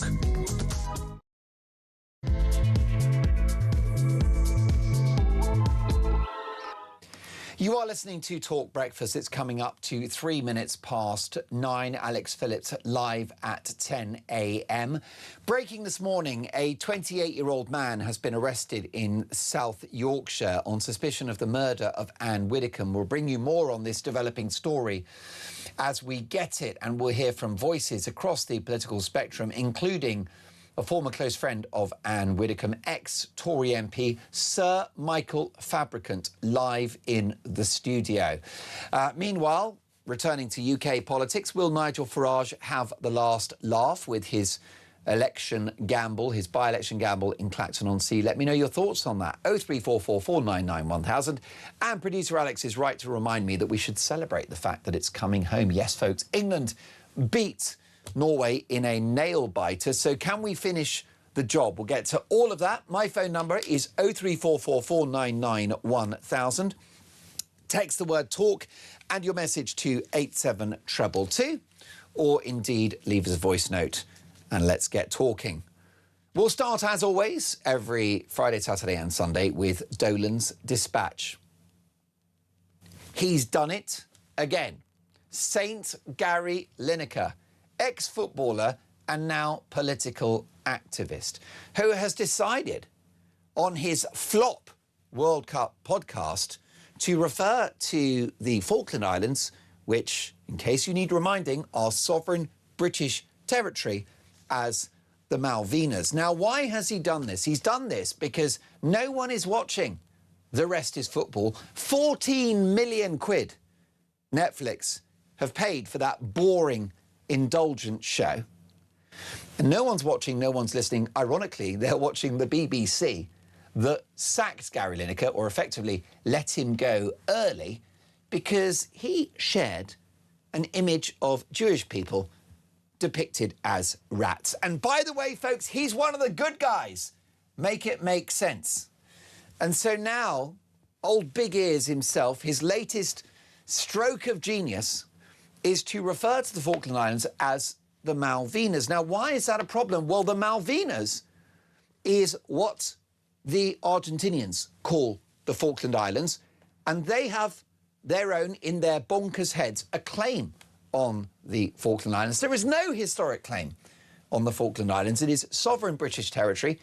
And, of course, in a recent referendum, 99.8% of the residents chose to remain British. But what does Gary care about the people on the Falkland Islands? What does he care about the many people that gave their lives in 1982 during the Falklands War to protect the integrity and the sovereignty of those islands, which are British, Gary? I know you hate this country and want to slag it off at every turn with ridiculous sort of hair shirt attitudes to the British Empire and slavery, which we ended. But let's look at what happened in 1982. We conducted this war. It was a tough war. Mrs. Thatcher needed to demonstrate strategic genius and political prowess and courage. It was a war that we were not guaranteed to win. And in the course of fighting that war in 1982, which I remember, yes, I'm that old, 255 British military personnel were killed. 255 souls who fought to preserve the Falkland Islands, to keep them British. And Gary Lineker has decided that he's going to call the Falklands the Malvinas, effectively siding with the enemy. What an insult to the memory, the sacrifice of those 255 British personnel killed and the 777 wounded or injured, including a very good friend of this show, war hero, Falklands veteran Simon Weston. The deaths included 123 from the Army, 86 souls from the Royal Navy, 27 Marines, 1 RAF, 18 Royal Fleet Auxiliary, Merchant Navy and civilian support personnel. They all gave their lives to preserve the status, integrity and sovereignty of the Falkland Islands. And what does he do? He calls them the Malvinas. But of course, he's got previous on this, because not only did he have to part company with the BBC for sharing an illustration of Jewish people as rats, he also called the single worst attack on Jewish people since the Holocaust, October the 7th, as, are you ready for this? The Hamas thing. This is a guy that effectively characterised poor old Suella Braverman as Adolf Hitler by saying the Rwanda plan had echoes of 1930s Germany. So this is an insult. It's a disgrace. It's sickening. It's disloyal. It's traitorous. It's wicked. And it's wrong. Welcome to Gary Lineker. Let's take a voice note on this. I played it earlier. It was so good, I wanted to hear it again. This is far better than any Dolan's dispatch. This is what Jay thinks. Morning, guys. Great show as always. I just want to point out the whole Gary Lineker thing with the Falklands. Let me just say this. Gary Lineker couldn't lace any of them soldiers' boots, all right? He put on a pair of football boots, ran around and had a pampered life, sitting there having political opinions, trying to sway people on TV. Now, I'm not being funny. If it kicked off tomorrow with Russia, I wouldn't be turning to Gary Lineker to protect me and my family. I'd be going to the guys and girls in the British military and praying for them. So he can do one. He can do one. Alex, I'm giving up the Dolan's dispatch. We don't need it, because we've got your voice notes. We've got our audience who are always on point and always right. I think we've got another little cheeky voice note. Let's play out with Bill. Gary Lineker, shut your beak. Beautifully done. I totally agree. Let me tell you, folks, that I am a free speech absolutist. So if Gary Lineker wants to effectively, in my view, side with the enemy and call the Falkland Islands the Malvinas, which is what the Argentinians always have called it, because that's their political move. If he wants to do that, good luck to him. It's a bit awkward, given the fact that because we beat Norway last night, we're facing Argentina on Wednesday at 8 o'clock. He's welcome to his view, but he's wrong. I mean, Gary Lineker, with friends like that, who needs enemies? How do the families of those deceased service personnel feel at hearing Gary, a British celebrity, a former footballer, a national figure that used to be on the BBC, paid £1.3 million a year to read out football results? How do they feel hearing this guy using the language, the terminology of the enemy, the opponent, Argentina, who seek still to this day to take back those islands? It's ridiculous, but this is Gary Lineker. It's time to show this woke fool the red card. What do you think? Do I need to get off the fence? Was it, Alex, can you tell what I think? I tell you what, you don't need to hear from me. You need Chris in Epsom. Good morning, Chris. Morning, Mark. I've got to pull you up first, my friend. Do it. Don't keep saying Argentinians want to take it back. They've never had it. Well done. You're quite right. It's the terminology. Now, as for Lineker, I can't use the word that I want to use. On a family show? Yes, on a family show. During the Second World War, not many people know this, but it's an absolute fact. During the Second World War, the 1,500 or 1,800 people that were on the islands, on the Falkland Islands, clubbed together their own personal money and bought a Spitfire to fight in the Battle of Britain. My God. They are British. That's incredible. Yeah, they are British through and through. And it's not... Lineker is following his left-wing ideology of the chattering classes of Islington, because British Airways, which is no longer British Airways, everybody should know, is now owned by a Spanish group whose stock is floated on a large portion of it is floated on the Spanish stock exchange. They have changed. I was speaking to Philip Ingram about this a year ago. They've changed. You know the map when you're on a plane, Mark. You get the map. Yeah, the live map. Yeah. The live map. They renamed the Falklands Los Malvinas about a year ago. For a British brand, to call them that is sick. It's not a British brand anymore. It's a British brand, but it's not owned by... And that's the Spanish siding with Argentina, isn't it?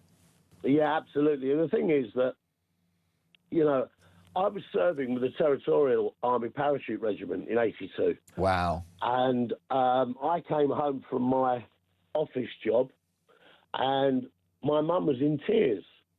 And that's because the BBC had put a message out: would all members of the parachute regiment report immediately to barracks? And I went to barracks. I was very, very close to going. I didn't go. I did lose friends out there. And for an Englishman, or somebody who wants to call himself an Englishman, who had our army fighting for our people and their liberty, to call them Los Malvinas is the worst type of traitorism, if that's the right word to use, that I can think of. Well, I completely agree with you. Chris, is there a defence that can be made for Gary Lineker, that he's just being balanced? Because in this podcast, which no one's watching, I think I've got a bigger audience, and rightly so, because it's about talent. Do you think that when he uses those terms, Malvinas and then Falklands, that he's actually being fair and balanced and in a way expressing both sides and not being divisive? No, Is he not just being correct? No, it's a disgusting disloyalty to the soldiers and airmen and naval crew that fought out there, that lost their lives, that got injured. Well, I think that's interesting, Chris. Interesting that you say that. Because, I mean, a lot of people will think that what Gary Lineker has said is fantastic and he's right. Yeah, but he's emboldening the Prime Minister of Argentina, yeah, to call them Los Malvinas. And he called for them back again about 6 or 8 months ago. He did. He said, they belong to us. Now, the thing is that the Lineker chattering classes of Islington and wherever the bloody hell it is he lives, although I do bump into him from time to time. Well, I won't reveal his address. I won't reveal his address because I don't wish Gary Lineker to be targeted by anyone. All I'm going to do is call out his double standards. But let me tell you, Chris, it's an extremely rich, leafy part of London where you need millions to live there. Well, I actually bump into him on occasion in 2 watering holes in Mayfair. And right? I will let him know what I think. I've spoken to him before. And does he give you the time of day, Chris? Is he reasonable when you speak to him? He is, but I don't understand. I don't understand what he's. I really don't understand where he's coming from with the Hamas thing, the portraying Jews as rats, and this latest thing calling the Falklands Los Malvinas. I honestly think that we've overestimated his IQ for a long time. we are actually, and it's at the heart of this are 255 lost lives. And there will no doubt be people listening who knew or were related to some of those people. And you can only imagine how they feel this morning, Chris. 5 of them were my buddies. Are you serious? Yeah. Yep. One that helped me train. The I can hear the emotion in your voice, Chris. Yeah. Because I never went, so I can't put my hand up and say that I was prepared to go, but I never went. And you were spared. You were spared, Chris. We might not be having this conversation. Exactly. The 5 of my mates didn't come back. And then Gary calls the Falklands the Malvinas. Yeah, you can imagine how I feel. And Chris, worth a quick history lesson. This was not an easy war to win. Mrs. Thatcher had sleepless nights. Oh, if you read her secretary, the female secretary, not the parliamentary secretary, her personal secretary, she sat on the floor with Margaret Thatcher drinking whiskey, with Margaret in absolute terror that she'd done the wrong thing. Yep. She called on I can't remember his name now, Admiral somebody, and said, "Can we do this?" And he told her we could. And if you listen to you had somebody on Talk, another Admiral, some weeks back when we were talking about the Dragon not being able to get down to the Mediterranean, and he said that at the time when she called for the Armada to go down to the Falklands, he was 94% ready. They took on extra food, munitions, people, and they were under sail in 48 hours. Well, I mean, that just tells you everything. Was the Admiral you're talking about, was it Rear Admiral Sir John Sandy Woodward, who commanded the British carrier battle group at sea during the Falklands War? No, it was his boss. It was his boss that was asked by Maggie, "Can we do this?" And I'm not very good on names, Mark. And here's the irony: it was people don't realise it was a difficult war to win. There was a lot of peril. We might have lost. And the other issue is that we could not defend those islands now, Chris.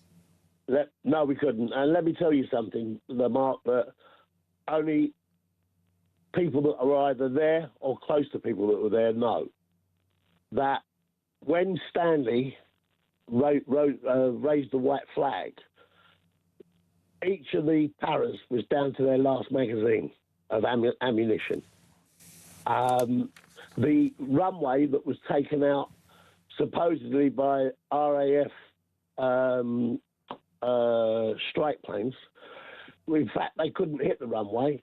In the end, it was done by a Herky bird, a C-130, and they chucked a barrel bomb out the back of it to blow the middle of the runway up. We were so close. And don't forget, on the Atlantic conveyor, all right, carried 6 of the 8 Chinook helicopters that were desperately needed for fighting down there, for deploying the troops. 6 of them went down the Atlantic conveyor.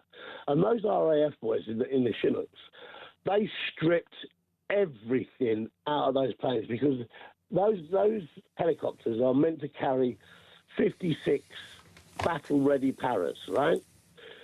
They ripped the guts out of those planes, chucked everything out that wasn't necessary, like you see in films when they're trying to do stuff in films.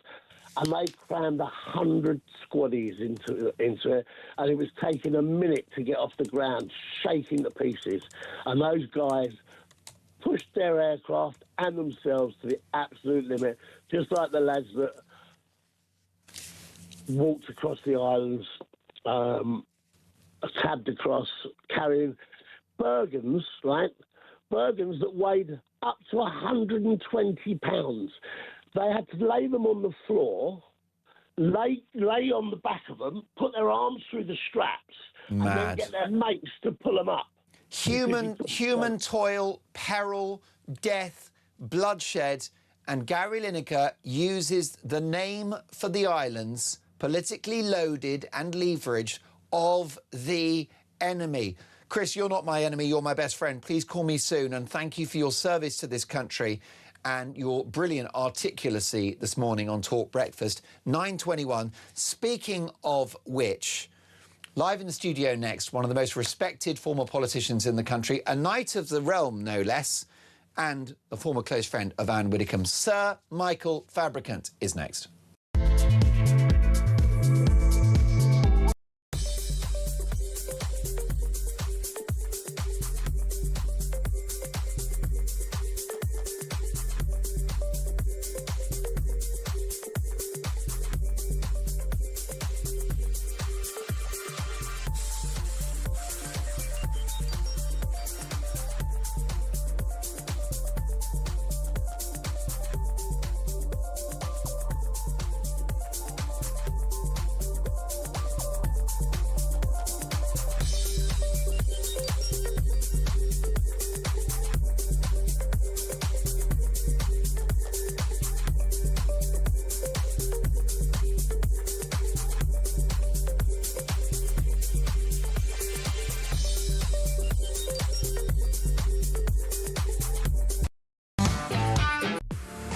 the Talk app.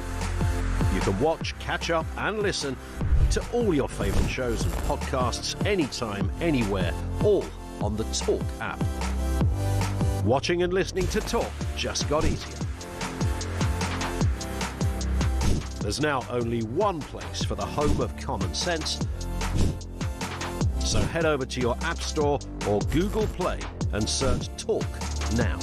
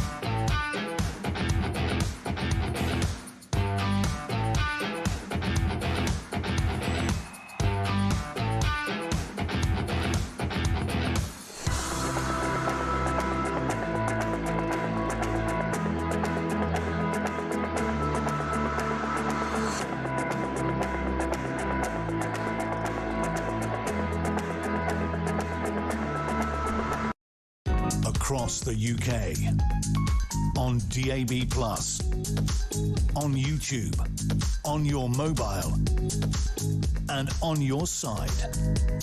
This is Talk.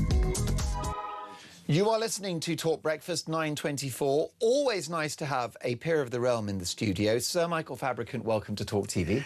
Good afternoon. Good morning, rather. Well, that's right. It's lovely to see you. And are you enjoying life outside the House of Commons, by the way? You've been a free man, a civilian, since 2024.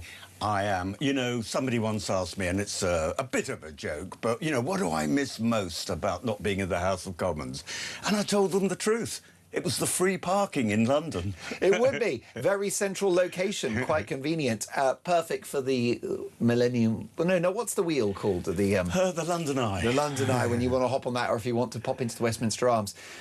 And also, being a Knight of the Realm, Sir Michael Fabricant, congratulations. A proud moment for you and the family. Has it changed your life in any way, becoming Sir?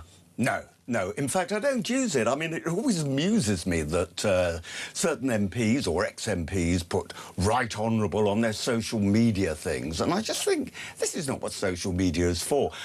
The only thing I put the Sir on is at the end of my email on the auto-signature, but not on other stuff like WhatsApp and text. And the only other thing is, it doesn't work, by the way, on British Airways. I'm a member of the club, used to be called the Executive Club, and there was a drop-down. And you see, I'm not a Mister anymore, and you've got to choose something. And I didn't want them to think that I'd sort of gone transsexual, but I had to... And then I saw they did have Sir, so I put the Sir on. And but it doesn't get you an upgrade or anything. Does it not get you a better table at Greg's or Pret-a-Manger?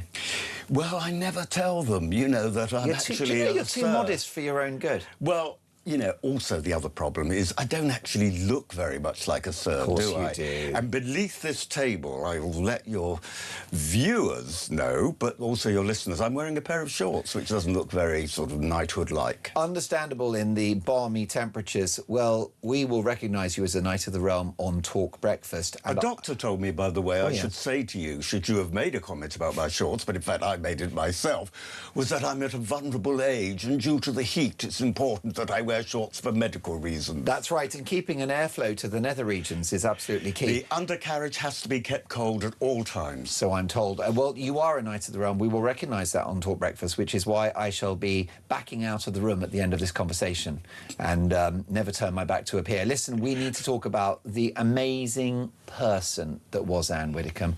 What a horrendous, horrific week. We're devastated. When everyone's devastated, she was a national figure. You didn't have to agree with her or agree with her to not admire her. And to die under such appalling circumstances. We'll come to all of that. But you knew her well because your time in the House of Commons, you were there 32 years and had 23 years. Government minister, prisons minister under Michael Howard as Home Secretary. So a good political career and then life in the public spotlight. Tell me about Anne, the Anne that you knew. Well, first of all, if you asked her to do anything, she would. She came up to Lichfield, got into a marvellous argument, by the way, which gave a speech for the local Conservatives, and then she was asked various questions, and she was asked about fox hunting. And look, it's quite a fox hunting area in my part of the world, and she was very anti-fox hunting, and I respected her for that. And she was very robust, I can tell you, with the questioner. But that was always her way. She had beliefs.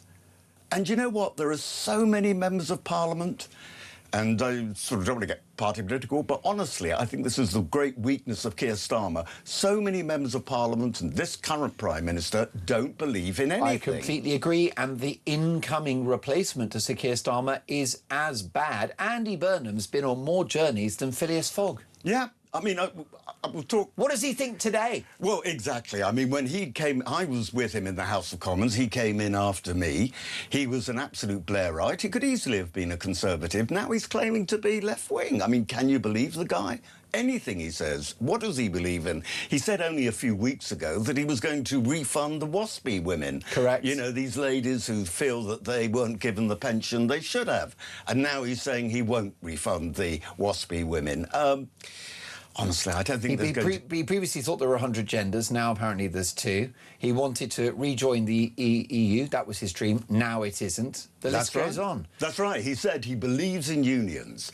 He loves trade unions, he said. And he loves even more the European Union. But now he's changed his mind because he knows it's unpopular. No, honestly, I don't think he's any different from Keir Starmer, except he's got a smile and eyelashes. Yeah, and sort of a better wardrobe. I mean, he's basically man at M&S, isn't he? Don't knock M&S. I'm wearing an M&S shirt right now.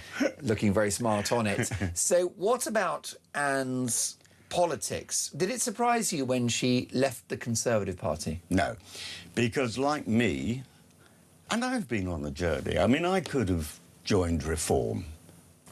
You might still.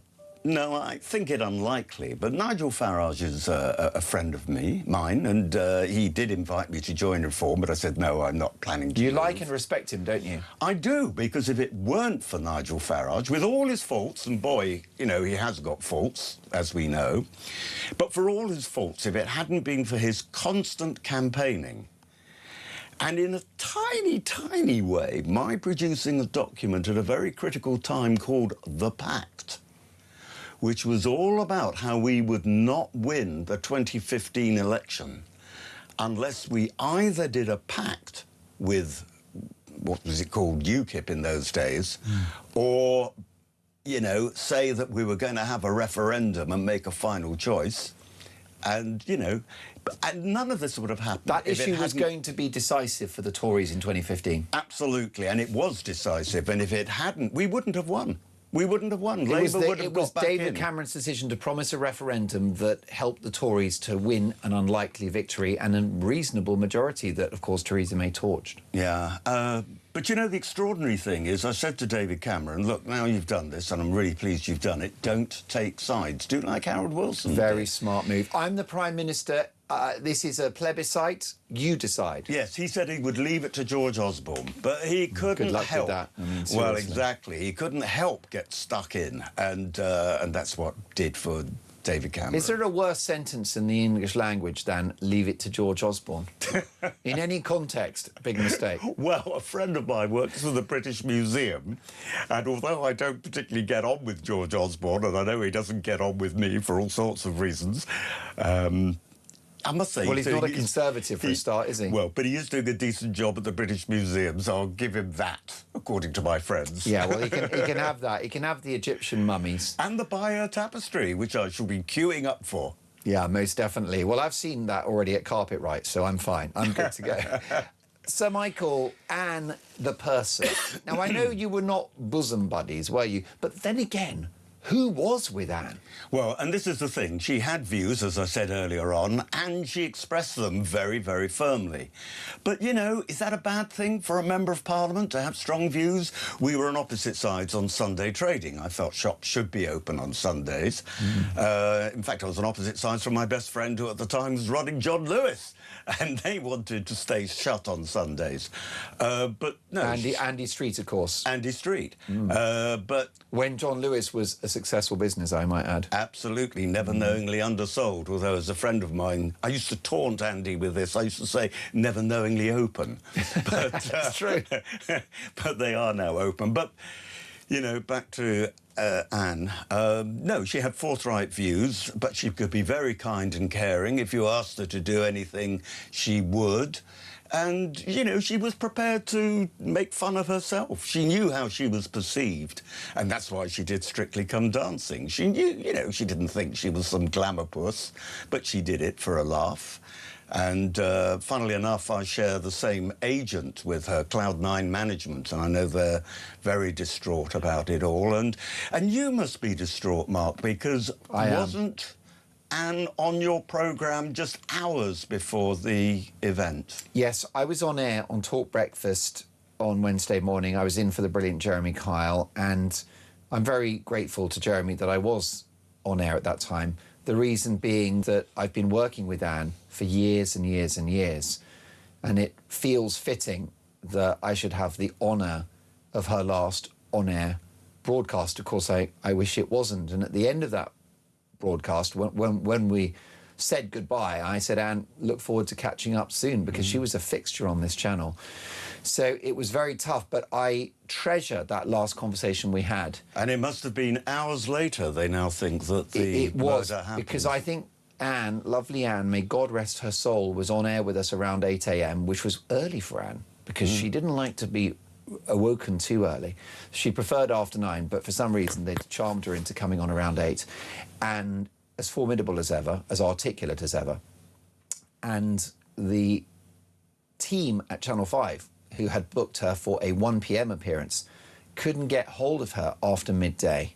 So the police are looking at that now. So it's likely that just a few hours after our last on-air conversation, we lost Anne. And it's, the Talk family, but the nation, because this is not really left or right. People were fond of Anne. She was a national figure. She was a feisty fixture in our nation. And a bit like you as well, she transcended politics, because you've done reality TV and you came across brilliantly on Big Brother. That was great fun. And now you're a top-level political commentator. You're out of the Commons, so you can really say what you think. Exactly. And it's not easy to reinvent yourself after frontline politics, is it? No, many people fail at that and get very dismal when they leave Parliament. They fade away and the phone stops ringing. Yeah, and I've got friends who left the House of Commons and they just don't know what to do next, and they're lost, and I feel sorry for them. Most definitely. Well, further reflections on the life and career of Ann Widdecombe in the company of the great Sir Michael Fabricant, former Conservative MP for Lichfield. What about that, by the way? 32 years, just extraordinary. And arguably, if the Tories, not Michael, hadn't messed up, then he'd still be there. But I'm glad he's not, because he's now pulling up trees as a political commentator and broadcaster. And we're going to ask Michael what he thinks next of Nigel Farage's by-election gamble. This is Talk Breakfast.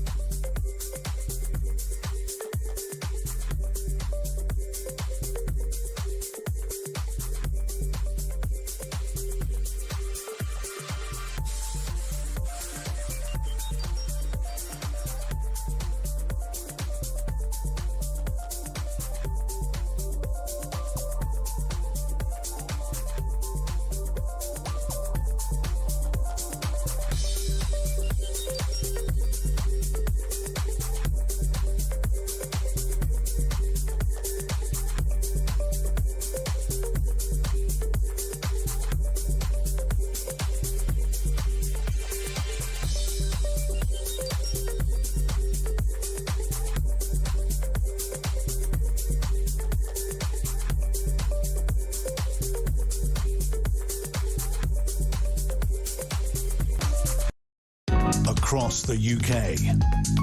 On DAB+, on YouTube, on your mobile, and on your side. This is Talk.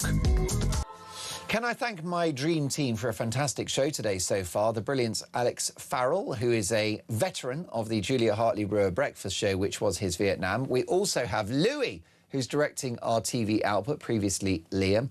Dave, the engineer, is pressing the buttons. I've never sounded better. And a very, very warm welcome to Agna, who is taking your calls and doing a brilliant job. 0344 499 1000. And I've got a call in just a moment that I'm going to take, and it's Ralph. And he wants to talk, Sir Michael Fabricant, about Nigel Farage, the Reform UK leader.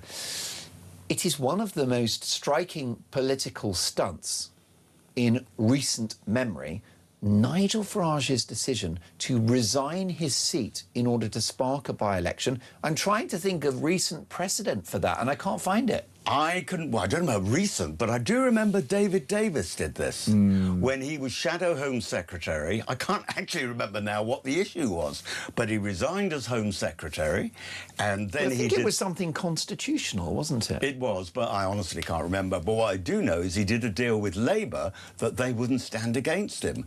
Now, actually, this is the complete opposite of Nigel Farage, who didn't want to deal with Labour or the Conservatives, but Labour and Conservatives rather spiked him.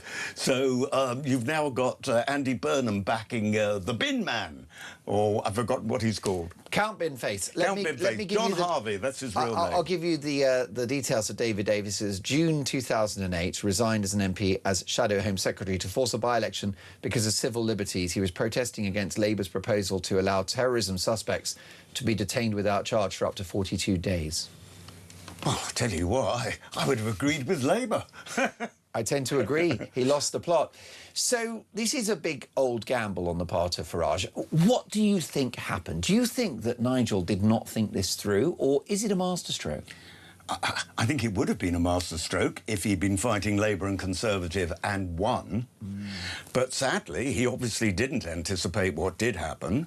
And it's interesting that Kemi Badenoch denies she's had any conversation at all with the Labour Party about this. But here we see the Labour Party, the Conservatives and the Lib Dems not putting up a candidate. So it's going to be a pretty empty demonstration, unless, of course, Captain Binface, Sir Binface actually wins. Is there a danger that Binface wins because he'll be used as the process vote, and if all of the left-wing parties come together, Greens, Lib Dem, Labour, and maybe even some Tories that don't like reform, could old Farage be outnumbered? Everything is possible, but I think it unlikely, actually, particularly knowing Clapton. I think he's in OK.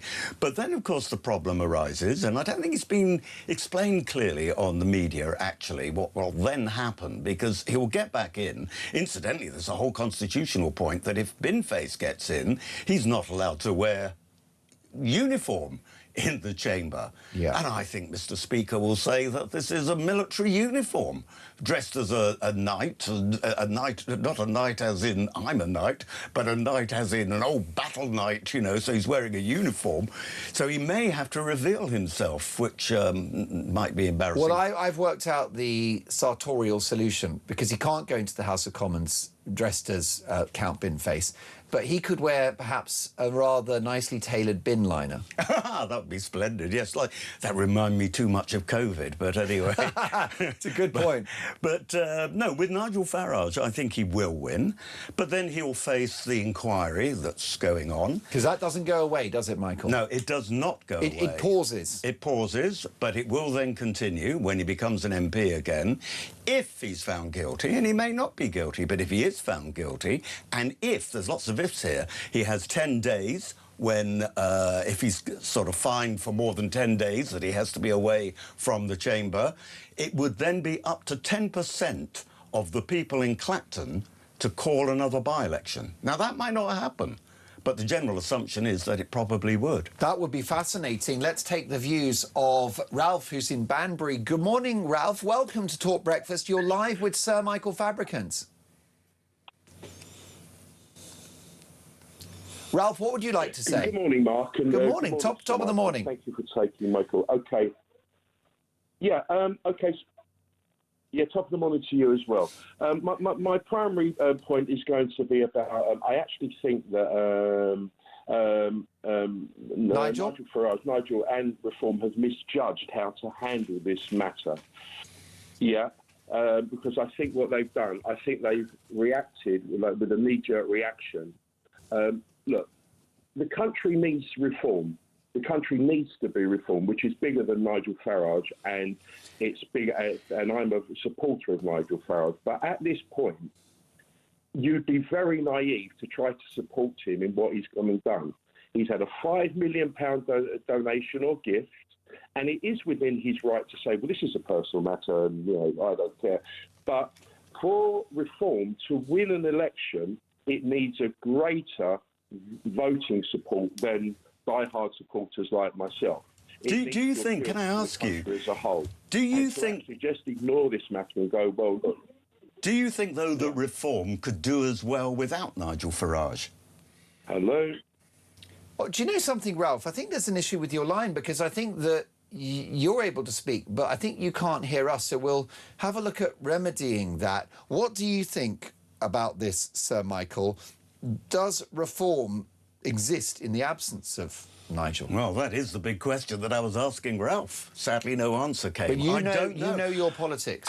I think it's a one-man party. I just don't see Richard Tice or the others attracting the electorate like Nigel Farage does. I may be wrong. Well, but and of course, the thing about Nigel, I love it, but he doesn't like a great deal of competition in his own party. He likes to be the voice. So if he weren't there, maybe others would get more of a chance and they would appeal to us more. But at the moment, I think it unlikely. So, Michael, are you able to stay until 10 a.m? I sure am. Oh, we're so happy to have you live in the studio. I'm getting so many messages of support having you in. People are loving your words of wisdom. And it's great to see. We often speak to you live from your Lichfield constituency because you're one of those rare beasts, a former MP who did actually care about the area to the extent that you're still there. Yeah, people seem surprised. Even Lichfield people seem, oh, you're still here? Great, fantastic. Well, it's because you meant it when you said that you cared about Lichfield. Yeah, well, I don't just care about Lichfield. It is actually a stunning, beautiful place. It's just sad that people have heard of Lichfield. They don't know where it is. Has it gone down the toilet since you stopped being the MP, by the way? No, nothing would send Lichfield down the toilet. Is it slightly diminished? Let's put it this way. Is there more chewing gum on the pavement? There's certainly more of an MP. He's about 18 stone, so... no, I'm being unkind. I like that dig. All is fair in love and war, Michael. This is true. Sir Michael Fabricant is live in the studio, taking your calls, 0344 499 1000. Ralph, thank you for that. Sorry we got disconnected. Let's, before the break, take, if we can, David, a couple of quick voice notes. This from Kate on Binface. Can we not lose sight of the fact that Binface's campaign is being paid for by none other than Dale Vince? If that doesn't tell you everything you need to know, I don't know what does. Thank you. Bye. Kate Wirral. Kate, thank you for that. You're absolutely right. This guy is a left-wing stooge. How about a voice note from Diane? Morning, Mark. This is brief but relevant. So much about this 5 million. What about the donations to Labour, Conservative and Liberals, albeit legal, but underhand, as the donators receive large contracts or places in the House of Lords? Nigel's 5 million in comparison? Chicken feed. Thanks, Diane. Diane, thank you for that. More to come. Sir Michael Fabricant taking your calls, 0344 499 1000. This is Talk Breakfast.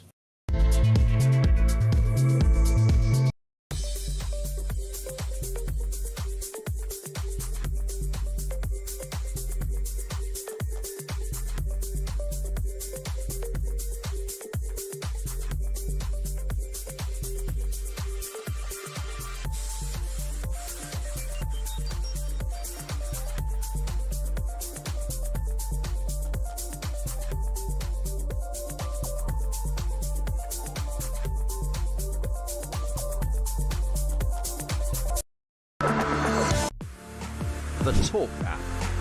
You can watch, catch up and listen to all your favourite shows and podcasts anytime, anywhere, all on the Talk app. Watching and listening to Talk just got easier. There's now only one place for the home of common sense. So head over to your App Store or Google Play and search Talk now.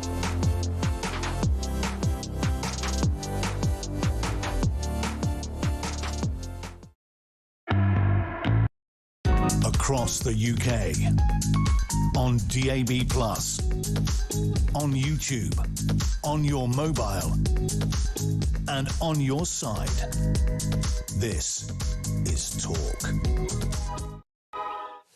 We got some great news. It is coming home, 9:48. You're listening to Talk Breakfast. And England beat Norway. We are through to the semi-finals. For reaction, delighted to welcome the Arsenal reporter at The Sun, Simon Collins. Simon, have you had any sleep?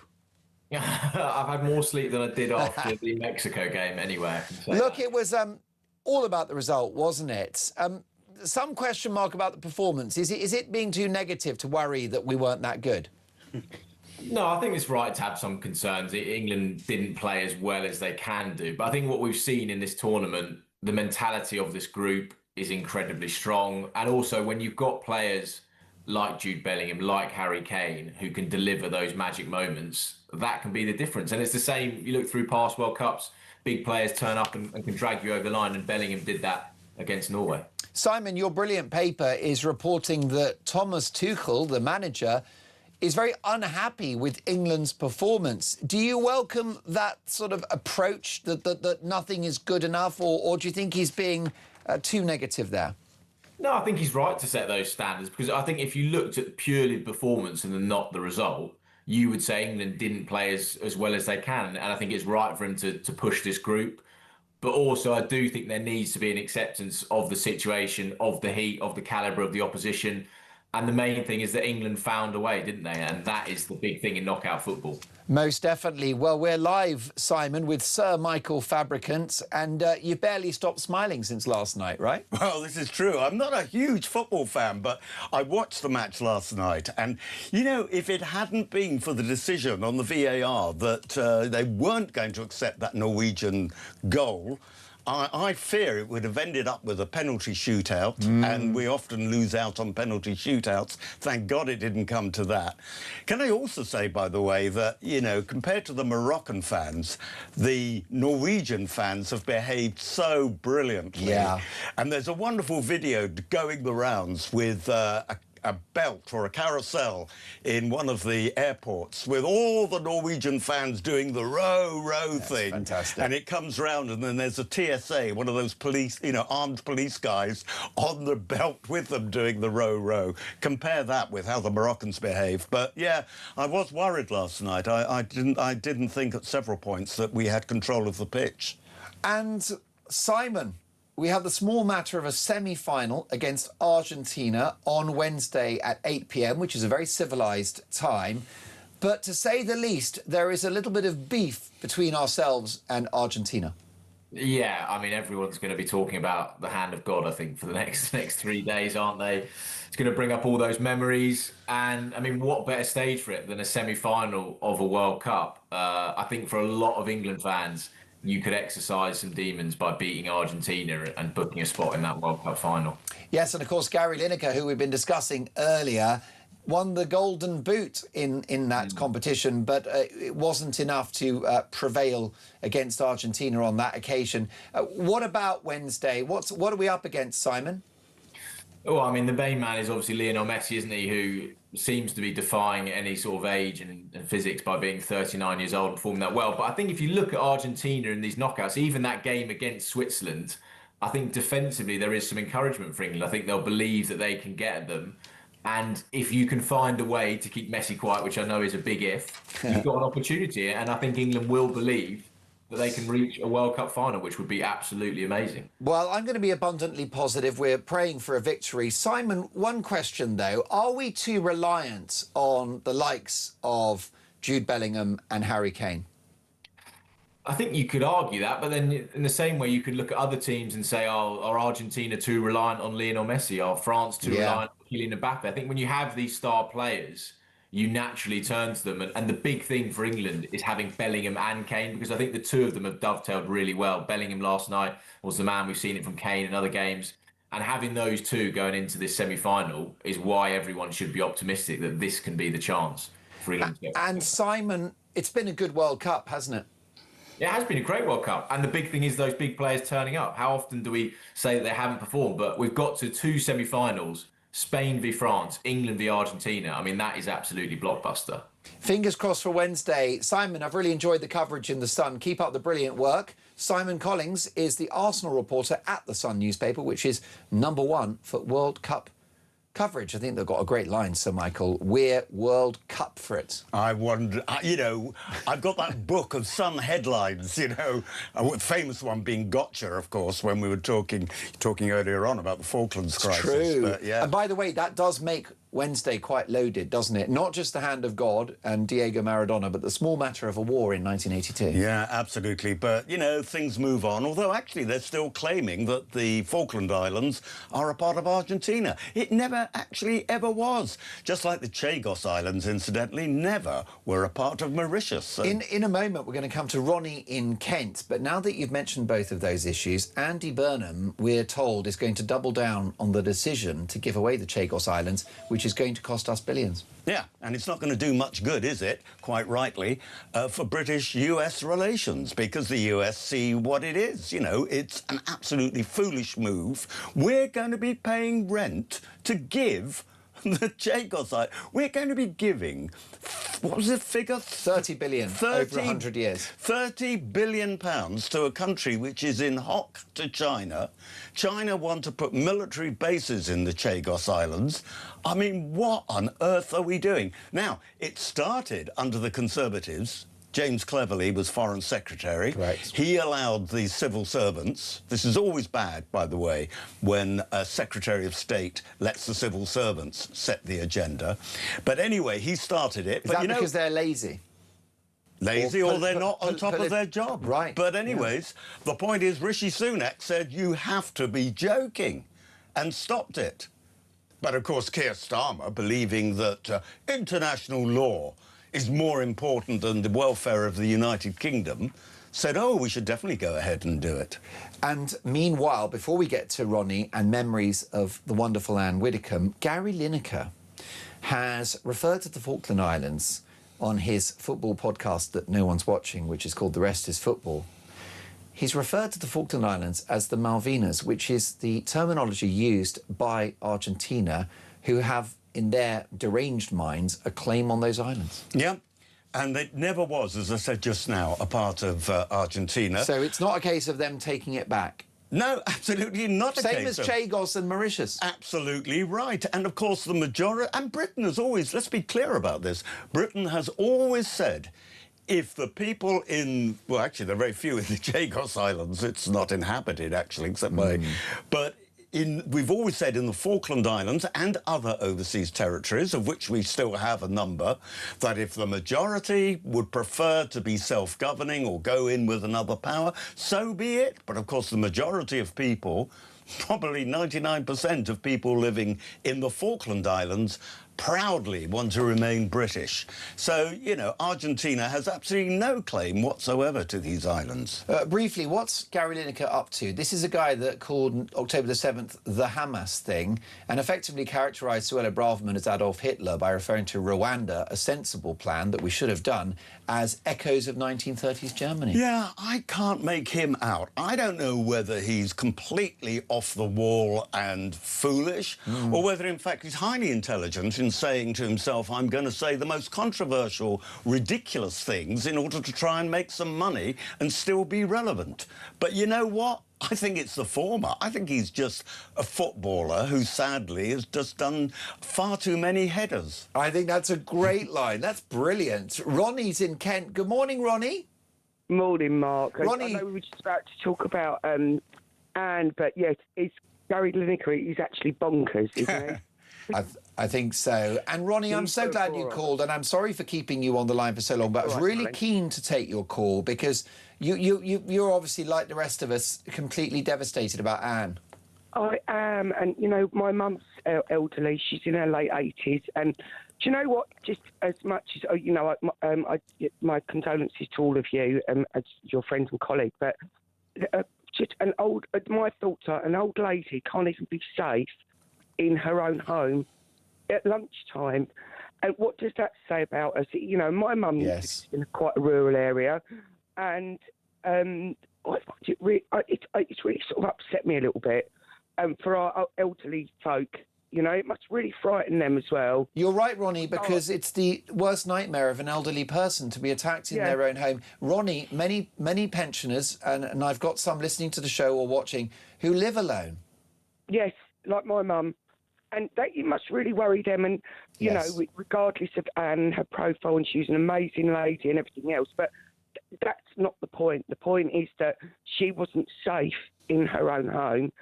And what's the world coming to, you know? And it worries me. It really worries me.